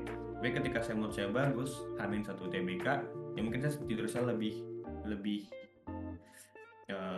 bagus ya, lebih enak tidurnya, jadi bangunnya lebih segar dibanding saya tidur dalam keadaan stres memikirkan UTBK. Jadi kalau udah H-1 kayak gitu tuh dengan timeline persiapan UTBK ya udah. Kalau udah H-1, H-2 gimana mood saya bagus dan terjaga sebelum UTBK. Biar maksimal ini pas pengerjaan. Gitu. Oke, itu sih Kak. Nah, buat teman-teman sebelum kita lanjut nih ke pertanyaan berikutnya, boleh banget ya kalau ada teman-teman yang pengen langsung menyampaikan pertanyaannya lewat komunikasi, boleh banget ya langsung on mic. Jadi karena kapan lagi nih teman-teman bisa ngobrol dengan Kak Andre dan Kak Haikal, narasumber kita yang sangat-sangat keren hari ini. Jadi kalau ada yang mau on mic, boleh banget langsung on mic aja gitu ya. Kita lanjut nih, pertanyaan dari Sam. Ini panggilnya Sam atau Sam, Inggris gimana? Sam aja ya Sam. Oke, jadi Sam bertanya nih. Dia bertanya Kak, buat Kak Haikal dan Kak Andre. Oke, ada saran nggak Kak mengenai bagaimana kita bisa tahu kalau apa yang kita lakukan untuk belajar itu udah efektif ya? Iya, jadi kayak gimana kita bisa tahu kalau apakah cara kita ini udah efektif gitu atau enggak? Ditambah SNBT udah semakin dekat. Kalau nggak salah hamin sebulan ya teman-teman. Menurut kakak yang paling penting untuk difokuskan apakah tetap konsep gitu? Mungkin kita awali dari jawaban Kak Haikal ya. Kepada Kak Haikal kami persilakan Kak. Oke, ada saran nggak mengenai bagaimana kita bisa tahu kalau apa yang kita lakukan untuk belajar itu efektif? Nah, kalau kita bisa tarik ya, artinya Sam ini bertanya gimana caranya agar dia bisa tahu kalau misalnya belajarnya itu efektif. Nah, kalau saya sendiri itu sebelum belajar kan harus ada target. Misalnya saya belajar makroekonomi misalnya, makroekonomi. Nah, kira-kira dalam mempelajari makroekonomi bagian A, saya butuh waktu berapa menit untuk belajar misalnya. Nah, efektifnya itu kan tergantung juga sih masing-masing orang. Ada yang bilang efektif itu ketika kita input yang kita masukkan minim tapi outputnya maksimal. Tergantung juga definisi efektif itu bagaimana. Nah, jadi mau balikin lagi nih sebenarnya ke Sam, efektif itu dalam pengertian Sam kayak bagaimana? Ya kalau saya bisa ambil kesimpulan bahwa efektif itu ketika inputnya dikit tapi outputnya banyak. Nah ya udah, sebelum belajar kalian tentuin dulu topik yang mau kalian pelajari apa dan objektif belajar hari itu apa. Nah, ketika kalian targetkan selama kalian belajar dalam X jam itu kalian coba review atau latihan soal, tapi ternyata belum maksimal, ya berarti input yang kalian masukkan itu belum banyak, masih minim seperti itu. Jadi ada check and balance lagi ketika kalian belajar tapi ternyata hasilnya jelek ketika latihan soal, ya berarti input yang kalian masukkan minim atau belajarnya belum efektif seperti itu. Itu aja. Jadi ada check and balance antara belajar dan juga try out kayak gitu. Nah terus lanjut Kak, kemudian yang tentang SNBT nih Kak, tentang konsep apakah di waktu yang semakin dekat. Oke. Ya balik lagi ya kalau Sam tipe belajar gimana. Kalau saya pribadi tentu konsep dulu. Jadi ya mending kita belajar konsep. Misalnya nih dari 10 subtes kalian fokusnya ke 6 yang benar-benar kalian kuasai, ya udah itu kan bisa jaminan kalau kalian bisa kerjain 60% dibanding kalian tahu 10 tapi ya udah tahu di permukaannya aja. Jadi ketika tipe soalnya diubah atau dibalik diputar-putar gitu, ya udah hilang semuanya 10 itu dibanding kalian benar-benar matang di 6 materi tadi gitu. Oke Kak, kita Lanjut nih Kak, kalau dari POV-nya Kak Andre nih terkait pertanyaan dari Sam, gimana Kak? Apakah ada pandangan yang berbeda Kak terkait hal itu? Lumayan berbobot ya pertanyaannya. Gimana sih kita nentuin hal itu udah efektif atau enggak? Sebenarnya tadi benar kata Kak Haikal, tergantung gimana kita memandang efektif itu seperti apa. Ini kalau aku coba lihat dari KBBI ya, kalau dari KBBI efektif itu artinya ada efeknya, manjur atau mujarab, dapat membawa hasil berguna atau mangkus kayak gitu.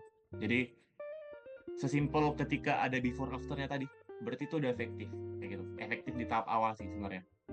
Nah, gimana lebih tepatnya? Kalau menurutku ya, kalau aku pribadi memandang efektif itu sebagai hal yang nggak mutlak satu atau nol atau benar atau salah, karena efektif itu lebih ke level sih. Apakah udah sangat efektif atau enggak? Kayak gitu. Bukan sementa-menta ini nggak efektif, ini udah efektif kayak gitu. Tapi ke kurang efektif atau udah cukup efektif dan lain-lain. Dan ya, gimana kita nentuin itu? Sebenarnya agak sulit ya kalau kita mau nentuin ini udah efektif apa enggak, karena patokan kita suatu hal itu efektif atau tidak ya dari hasil sebelumnya, dari kegiatan sebelumnya menghasilkan seperti apa. Kalau kita coba lakuin lagi setelahnya, apakah hasilnya akan sama, apakah prosesnya sama, hasilnya sama? Kalau iya ya berarti nggak efektif kan, ya nggak? Jadi patokannya dari hal-hal yang sebelumnya udah dilakuin. Jadi gimana caranya ya, kita coba tingkatin aja dari hal-hal sebelumnya. Jadi misal belajarnya kemarin ternyata satu hari nggak bisa kelar satu bab kayak gitu. Nah, coba diefektifin lagi. Besoknya coba usahain bisa kelar satu bab kayak gitu biar lebih efektif. Jadi bukan efektif tapi lebih efektif. Kayak gitu sih. Jadi ya nggak ada kata nggak efektif dan efektif, tapi lebih ke mungkin kurang efektif aja. Dan gimana maksimalinnya ya kita coba lagi tadi analisis apa yang kurang dari kegiatan sebelumnya. Kita coba improve lagi sehingga menghasilkan after yang lebih banyak kayak gitu. Maka itu disebut sebagai hal yang lebih efektif. Kalau aku sih gitu. Lalu SNBT semakin dekat, menurut kakak yang paling penting untuk difokuskan apakah tetap konsep? Ya setuju banget sama Kak Ikal. Konsep di atas segalanya teman-teman. Karena konsep itu ibaratnya teman-teman ngerjain soal. Gimana teman-teman bisa tahu cara ngerjain soal itu? Gimana cara teman-teman bisa dan gunain segala macam rumus yang ada? Atau mungkin pakai intuitif? Itu ya dengan konsep tadi kayak gitu. Kalau nggak ada konsep, gimana kita mau ngerjain soalnya? Misal kita nggak tahu aritmatika sosial nih, terus ditanyain, ini untungnya berapa? Kita aja nggak tahu apa itu untung, kayak gitu. Jadi, konsep itu di atas segalanya. Sedangkan Latsol itu perannya untuk mempercepat kita mengerjakan soal. Jadi mungkin kalau kita cuma megangnya pakai konsep aja, terus ngerjain soal itu kan, ya bisa-bisa aja kan kita kerjain, tapi nggak tahu bisa kelarnya kapan, kayak gitu. Mungkin aja perlu ngulik konsepnya lebih dalam, sejam 2 jam baru bisa ngerjain satu soal. Nah, makanya Latsol sini berperan sebagai istilahnya katalis lah, biar kita lebih cepat ngerjain si soalnya tadi. Nah, bisa nggak Kak ngerjain soal cuman dari Latsol tapi nggak ada konsep? Ya nggak bisa, karena tadi kan Latsol itu sifatnya sebagai katalis aja, untuk mempercepat prosesnya aja, proses untuk berpikir. Jadi ketika ngelihat soal kita udah tahu nih, oh ternyata saya harus gini nih, saya harus pakai step-step ini nih. Nah itu terjadi karena kita latihan soal, bukan karena konsep. Tapi konsep itu tadi, gimana kita, apa yang pengen dilakuin, dan gimana ngelakuinnya, itu dari konsep tadi. Jadi konsep itu lebih penting. Latsol itu istilahnya seperti katalis aja. Dan ya pasti dua-duanya penting. Cuman usahain konsepnya dulu dari awal, karena kalau konsepnya nggak ada, mau sebagus apa katalisnya juga nggak bakal berguna. Jadi konsep dulu dibangun, lalu ketika udah konsepnya lumayan kuat nih, baru tadi dipercepat prosesnya dengan cara latihan soal. Baru setelah latihan soal selesai, mungkin pakai timer atau pakai fasilitas lain kayak tryout kayak gitu, itu tambah menunjang banget buat kemampuan teman-teman. Jadi itu tadi konsep yang utama. Oke, makasih Kak Andre. Nah, kita lanjut nih. Sepertinya karena kita juga punya ketersediaan waktu ya untuk ini. Jadi kalau saya sendiri membatasi 2 pertanyaan dari Katarina, dan ini yang satu ini nggak ada namanya sebenarnya, dari Titik. ya dari yang display name titik ini 2 pertanyaan terakhir ya. Setelah itu kita akan menutup sesi Q&A. Jadi masih dengan Kak Andre. Pertanyaan dari yang berdisplay name titik, aku nggak tahu kamu siapa namanya, tapi semoga kamu mendapatkan rezeki yang terbaik. Gimana sih Kak caranya agar kita bisa mendapatkan skor 700 plus plus? Apakah ada trik-trik tersendiri nih Kak? Nah, gimana nih Kak kalau dari Kak Andre cara mendapatkan 750 plus itu gimana Kak? Wah, oke. Wah, plus banget nih. Jujur, kalau 700 plus, saya nggak tahu sih. Saya taunya 800 plus. Waduh. Plus. Oke, tipsnya gimana? Sebenarnya sesimpel tadi ya. Sebenarnya kalau gimana caranya utamanya tadi, 7 huruf tadi.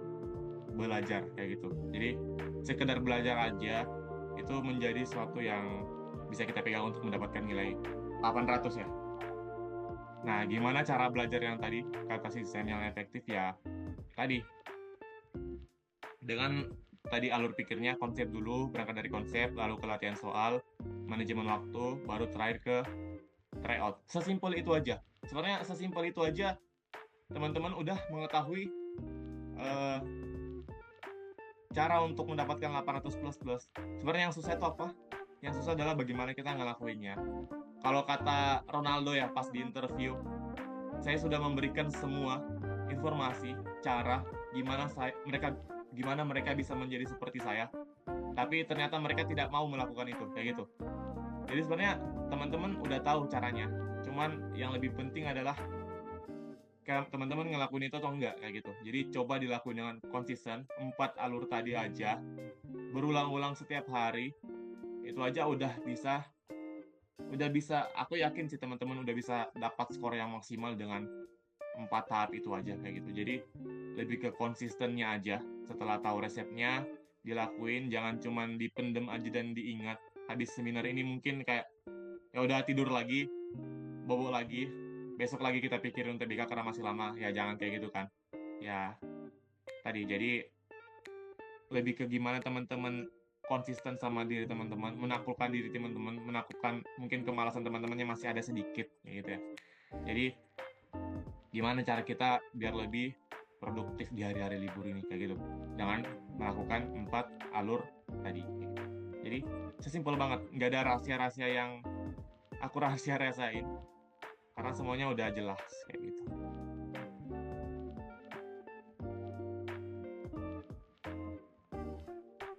Mungkin dari Kak Yalah, itu oke. ada. Makasih Kak Andre atas jawabannya. Kita balik nih ke Haikal terkait dengan pertanyaan dari titik ini. Gimana sih Kak cara mendapatkan skor 700 plus plus? Apakah Kak Haikal punya trik gitu? Oke. Trik belajarnya sudah di-share banyak kan tadi. Kayak misalnya harus belajar ini dulu, bagi ini dulu. Nah, memang setuju banget dengan jawaban Kak Ade tadi. Cuma satu jawabannya, konsisten. Udah itu aja. Kalau kalian tuh pasti bisa belajar. Misalnya sampai belajar 10 jam, 5 jam tiap hari. Tapi ya, kalau itu terus diulang tiap hari, tidak ada jaminan kok teman-teman bisa ngikutin. Jadi, jawabannya cuma konsisten. Jadi kalau kalian konsisten dengan metode yang kalian gunakan dalam belajar, ya percayalah bahwa hasil bakal bagus. Walaupun dalam menjalani konsisten ini ya butuh menguras mental dan pikiran yang tidak sedikit ya teman-teman. Tapi kalau kalian udah paham arti konsisten itu apa, ya kalian bisa kerjain lah. Dan satu lagi yang mungkin aku bisa kasih pandangan, sebenarnya banyak juga sih yang salah kaprah terkait dengan belajar ini. Nah, ketika kalian ingin belajar UTBK, kalian gincarnya itu skor atau pengen lebih pintar, pengen lebih berilmu. Itu yang harus kalian tahu dulu sih. Kalau kalian belajar UTBK tapi objektifnya cuma pengen dapat ilmu, cuma pengen dapat nilai, ya udah, ketika dapat nilai segini misalnya, ya udah semua ilmunya udah hilang. Udah ketika lulus UTBK ya udah hilang aja tuh semua ilmu.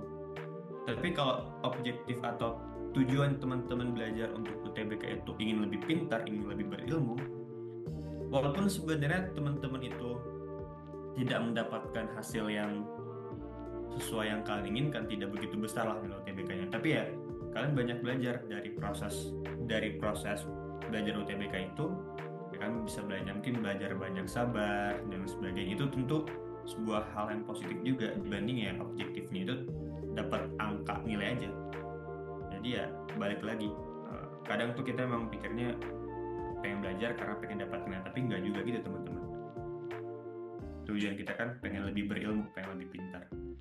Itu yang bakal berguna di masa depan, bukan nilainya, tapi ilmu dan konsep yang kita pelajari dari sekarang. Seperti itu. Jadi Oke, misalnya nih, makasih Kak. misalkan, Oh ya, ya misalnya saya nih, saya belajar materi A, materi algoritma misalnya. Tapi saya ingin belajar algoritma karena saya ingin nilai di subtes algoritma saya bagus.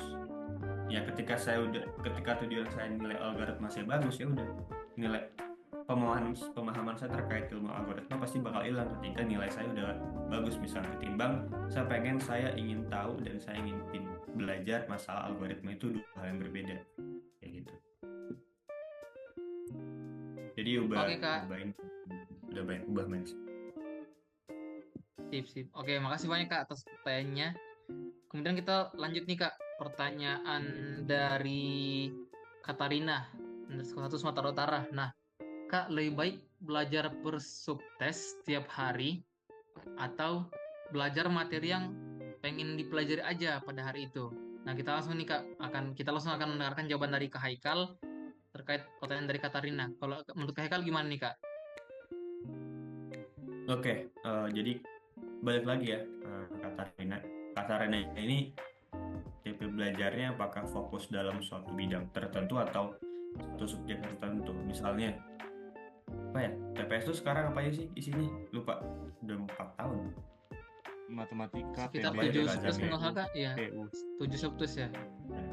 Ya, matematika, PBM, PBU misalnya matematika nih. Nah, kalau misalnya subtes itu kan itu ya kayak tadi matematika, PBM, PPU. Nah, kalau matematika kan ada banyak hal-hal, banyak bagian-bagian di dalamnya yang lain ya. Nah, jadi Katarina ini lebih enak belajarnya sebuah topik tertentu atau subtes tertentu. Nah, balik lagi, Katarina rasa kalau Katarina itu kira-kira lebih efektif belajar yang mana lagi. Jadi tidak ada tips tersendiri, tapi lebih ke kira-kiranya lebih efektif yang mana. Nah, yang tahu jawabannya itu ya udah Katarina pasti dengan cara check and balance tadi. Misalnya nih, kalau Katarina bandingkan belajar subtes dibanding belajar materi. Nah, ya udah. Misalnya hari ini belajar subtes, belajar matematika seharian. Nah, check and balance-nya di mana? Ya udah ketika try out. Maksudnya terkait dengan subtes matematika. Kalau misalnya nilainya bagus dalam beberapa tes, ya bisa dibilang belajar subtes itu lebih bagus. Nah, tapi kalau misalnya belum bagus, ya udah belajar subtes itu tidak terlalu bagus dibanding belajar materi atau sebuah topik. Check and balance sama juga di trial lagi. Kalau emang hasilnya bagus, ya udah berarti teknik belajar tiap materi itu lebih bagus. Jadi ya ada tools check and balance yang bisa kalian teman-teman lakuin buat menentukan atau buat memberikan pandangan bahwa cara belajar kalian itu efektif atau enggak, seperti itu. Jadi yang tahu baik atau enggaknya ya udah kembali ke diri kalian lagi, seperti itu.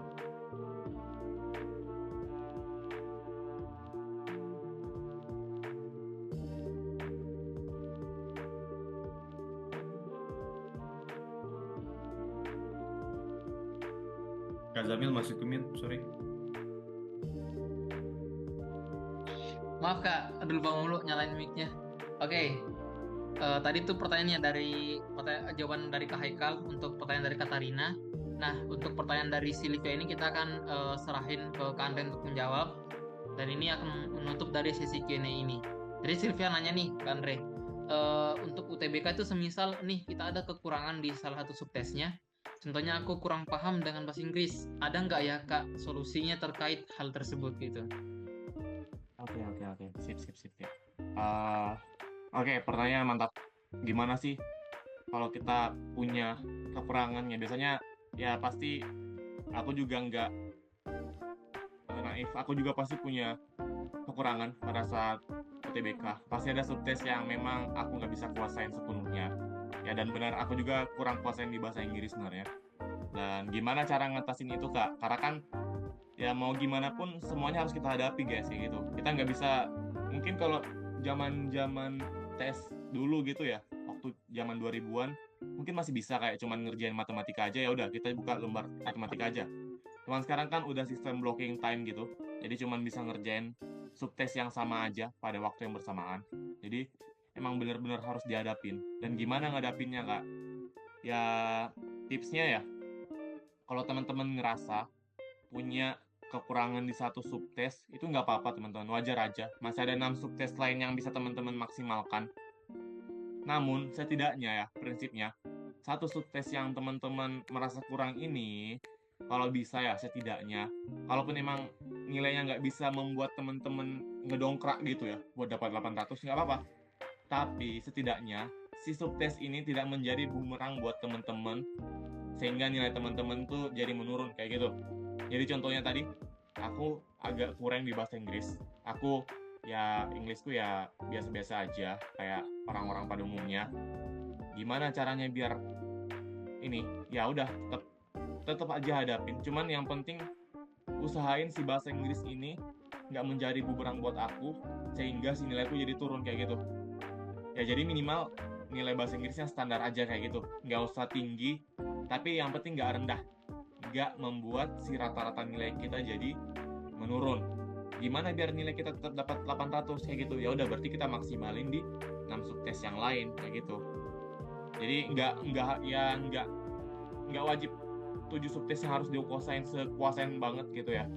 Karena ya pasti aku tahu kapasitas anak-anak SMA juga ya pasti ya. Nggak mungkin banget kalau misal 7 subtesnya itu benar-benar dikuasain 1000% kayak gitu. Jadi emang ada pasti yang agak kurang, dan ya tugas teman-teman untuk setidaknya menambal aja lah kekurangan itu. Gimana caranya Kak? Ya tergantung subtesnya gimana. Misal bahasa Inggris, ya aku nggak pintar bahasa Inggris, ya udah karena emang bahasa Inggrisku jelek, aku coba usahain aja buat nambah kosakataku setiap hari. Aku coba hafalin mungkin 50 atau 30 vocab sehari kayak gitu. Yang vocabnya itu sering keluar di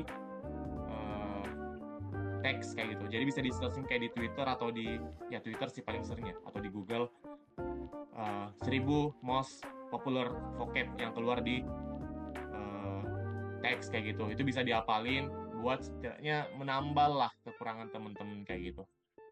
Jadi kayak gitu. Jadi usahain aja setidaknya si subtes yang temen-temen kurang ini tidak menurunkan nilai rata-rata teman-teman.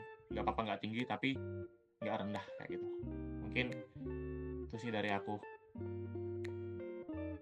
Oke Kak Andre, jadi itu teman-teman, jadi tadi pertanyaan terakhir yang menutup sesi Q&A kita. Nah mungkin nih Kak, sebelum kita menutup sesi talk show ini, aku juga dan juga adik-adik peserta aku sini pengen mendengar nih Kak closing statement dari masing-masing Kak Haikal dan juga Kak Andre. Jadi mungkin kita awali closing statement dari Kak Haikal nih Kak, dipersilahkan, boleh dari Kak Haikal. Oke, closing statement ya. Oke, ini satu kalimat mungkin ya. Jadi teman-teman, everyone had their own path and journey. Jadi tiap orang itu punya jalan hidupnya masing-masing. Bisa ini. Yang semuanya sudah mati. Gimana Kak? Belum ya, apa? Alright, kita mulai tilawah hari ini. Dulu. Oh ada yang bocor ya, soalnya. Iya ada yang bocor ini. Udah join. Siapa ini? Oke, sepertinya udah Kak, bisa dilanjutkan Kak closing statement dari Haikal. Oke.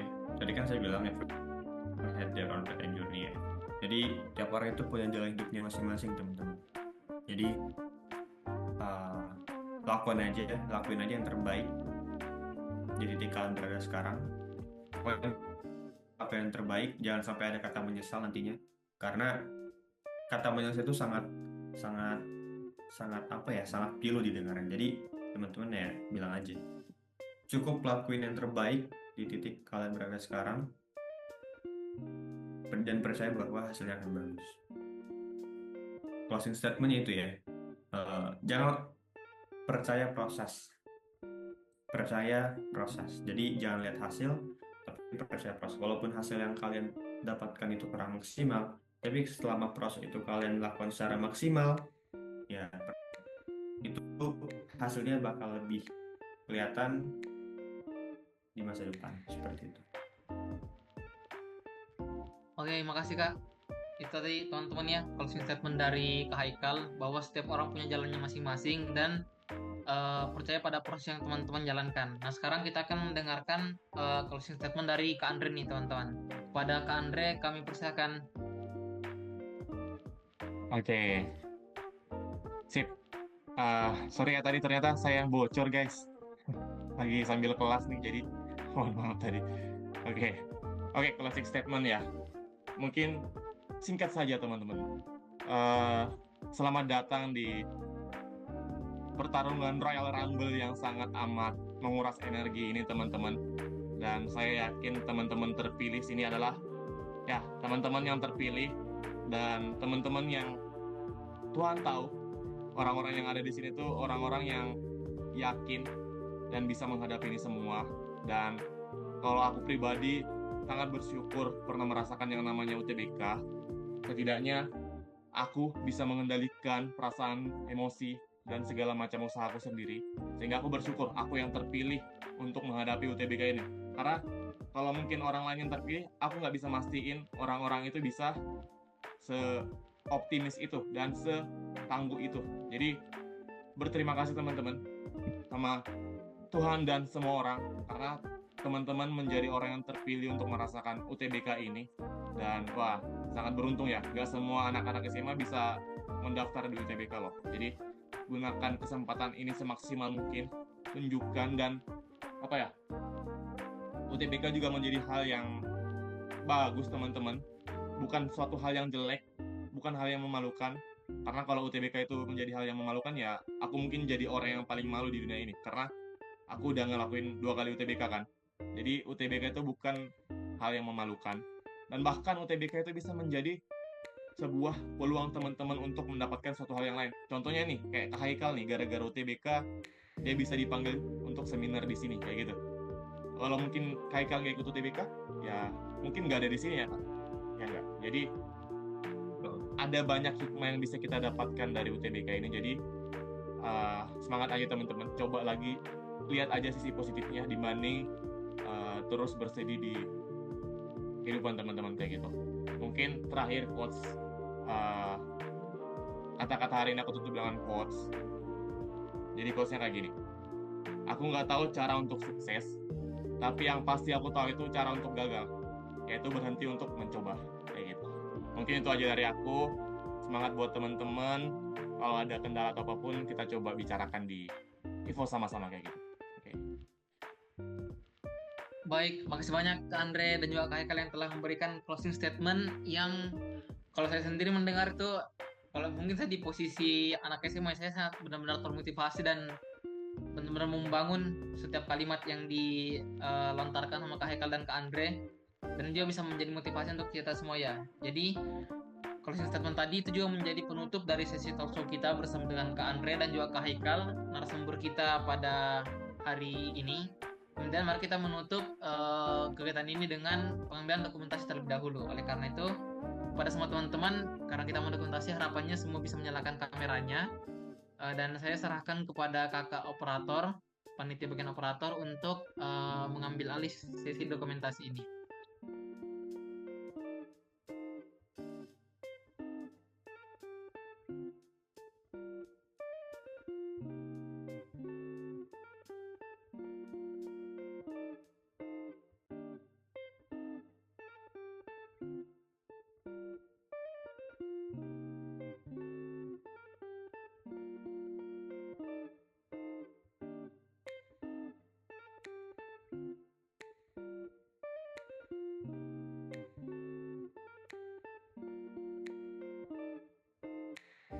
Jadi kepada Kakak panitia yang bagian operator dipersilakan.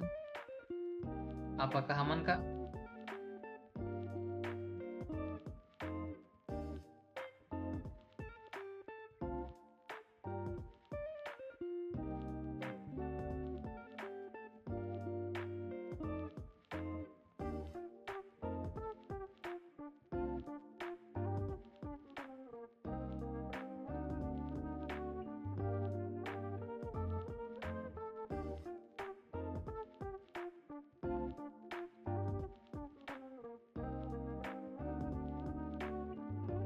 Oh, sepertinya belum ada respon. Oke, kalau gitu dokumentasi saya ambil alih aja ya, teman-teman. Oke, jadi buat teman-teman, ayo on cam dulu yuk. On cam, oke. Kita mau dokumentasi bareng dua narasumber kita yang sangat-sangat tepat untuk menjadi role model teman-teman sekalian. Yuk, ditunggu yang lain. Saya tunggu sampai. Saya akan tidur, Kak. Oke, dari Kak Yolivia bisa ini Kak ngambil alih dokumentasinya Kak? Apa gimana? Aman. Oke.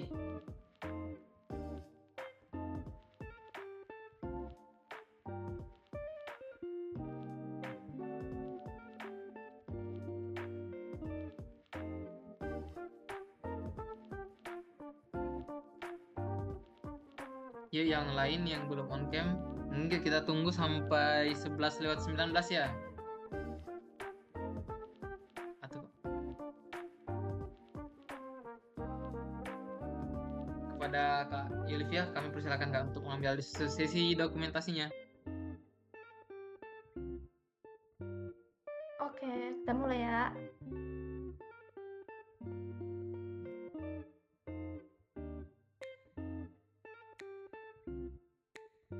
Satu, dua, tiga.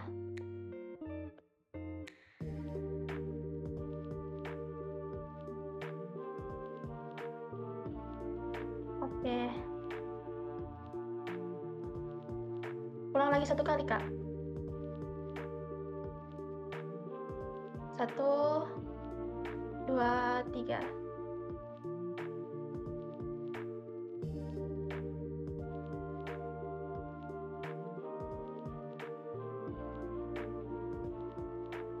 Oke, aman.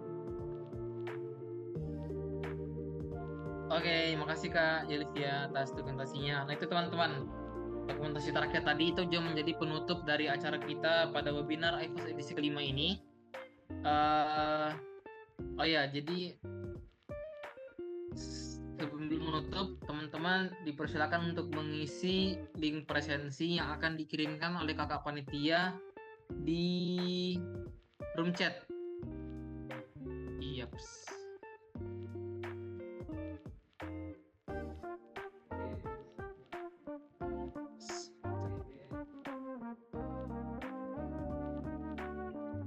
Oke, jadi nanti buat teman-teman silakan mengisi link presensi yang ada di room chat.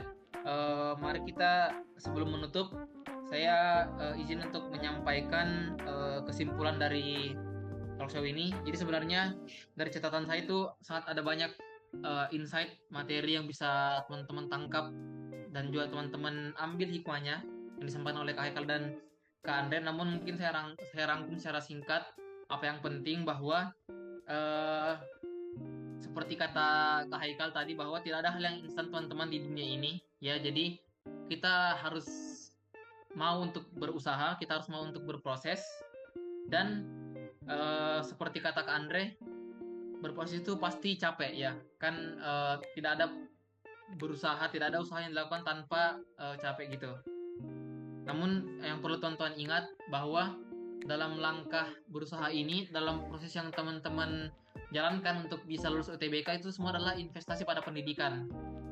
Dan perlu teman-teman tahu bahwa investasi pada pendidikan itu adalah investasi yang bukan teman-teman dapat hasilnya esok hari, lusa, pekan depan, ataupun 2 tahun kemudian.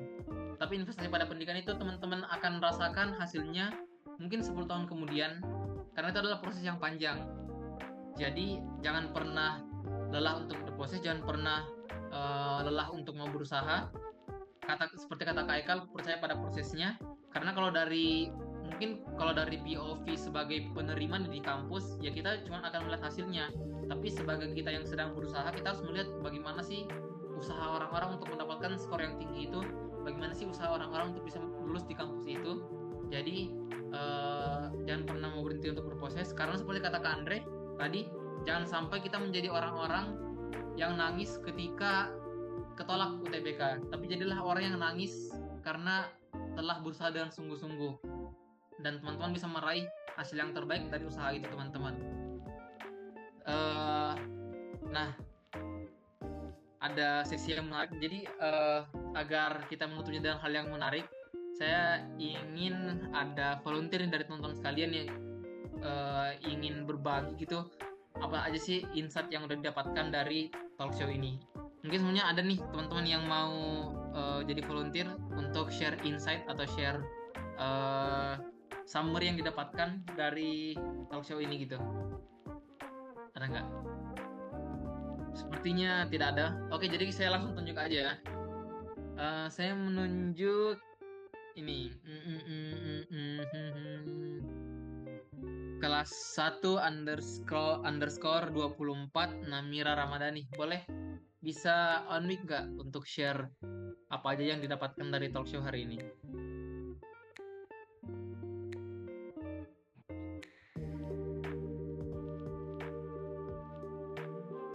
Halo Namira Ramadhani, apakah ada di lokasi?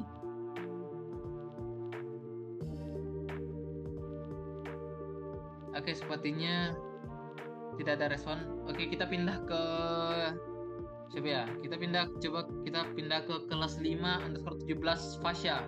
Fasya, apakah ada di lokasi Fasya? Kira-kira boleh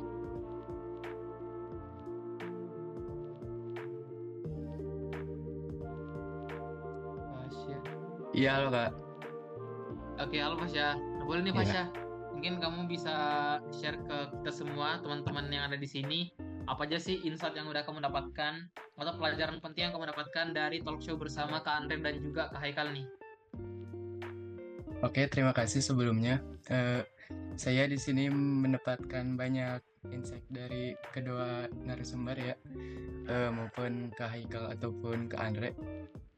Saya menerima banyak insight tentang trik-trik UTBK dalam pembelajaran UTBK itu bagaimana, dalam meraih kesuksesan itu dari mana, prosesnya itu bagaimana, dan banyak hal lain yang saya dapatkan juga. Tentunya dari kedua orang ini yang emang udah wow gitu, udah emang masa depannya udah sangat mungkin dapat dibilang oke. Terus saya juga sering menonton konten dari Mas Imam ya, maupun Kak Hikal ataupun Kak Andre. Saya sering melihat mereka berdua ada di konten Mas Imam ya.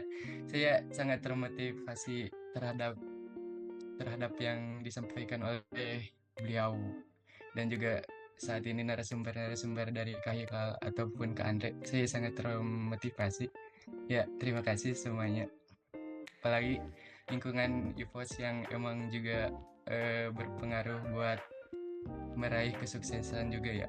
Ya itu sih. Terima kasih. Oke, makasih banyak Fasya. Semoga insight yang kamu dapatkan dari talk show ini sangat-sangat bermanfaat dan berguna untuk pelajaran kamu ke depannya, untuk mengarungi perjalanan hidup kamu ke depannya, dan juga kamu diberikan kelancaran rezeki yang terbaik untuk bisa lolos ke PTN atau PTS impian kamu ya. Dan juga tentu juga doa ini tersampaikan juga untuk semua teman-teman yang ada di sini. Semoga teman-teman semua dilancarkan, dimudahkan rezekinya dalam menjalani UTBK ini. Mari kita tutup acara webinar ini. Saya Muhammad Zainul Mutahari selaku moderator dan Master of Ceremony pada acara webinar ini pamit undur diri. Sampai jumpa dengan teman-teman semua di acara-acara EVOS berikutnya. Sekian dan terima kasih. Mohon maaf apabila ada kekurangan. Wassalamualaikum warahmatullahi wabarakatuh. Bye-bye. Bye-bye, Kak. Terima kasih semua yang udah hadir. Terima kasih ya teman-teman. Terima kasih Makasih juga Kak Hekal telah meluangkan waktunya Kak.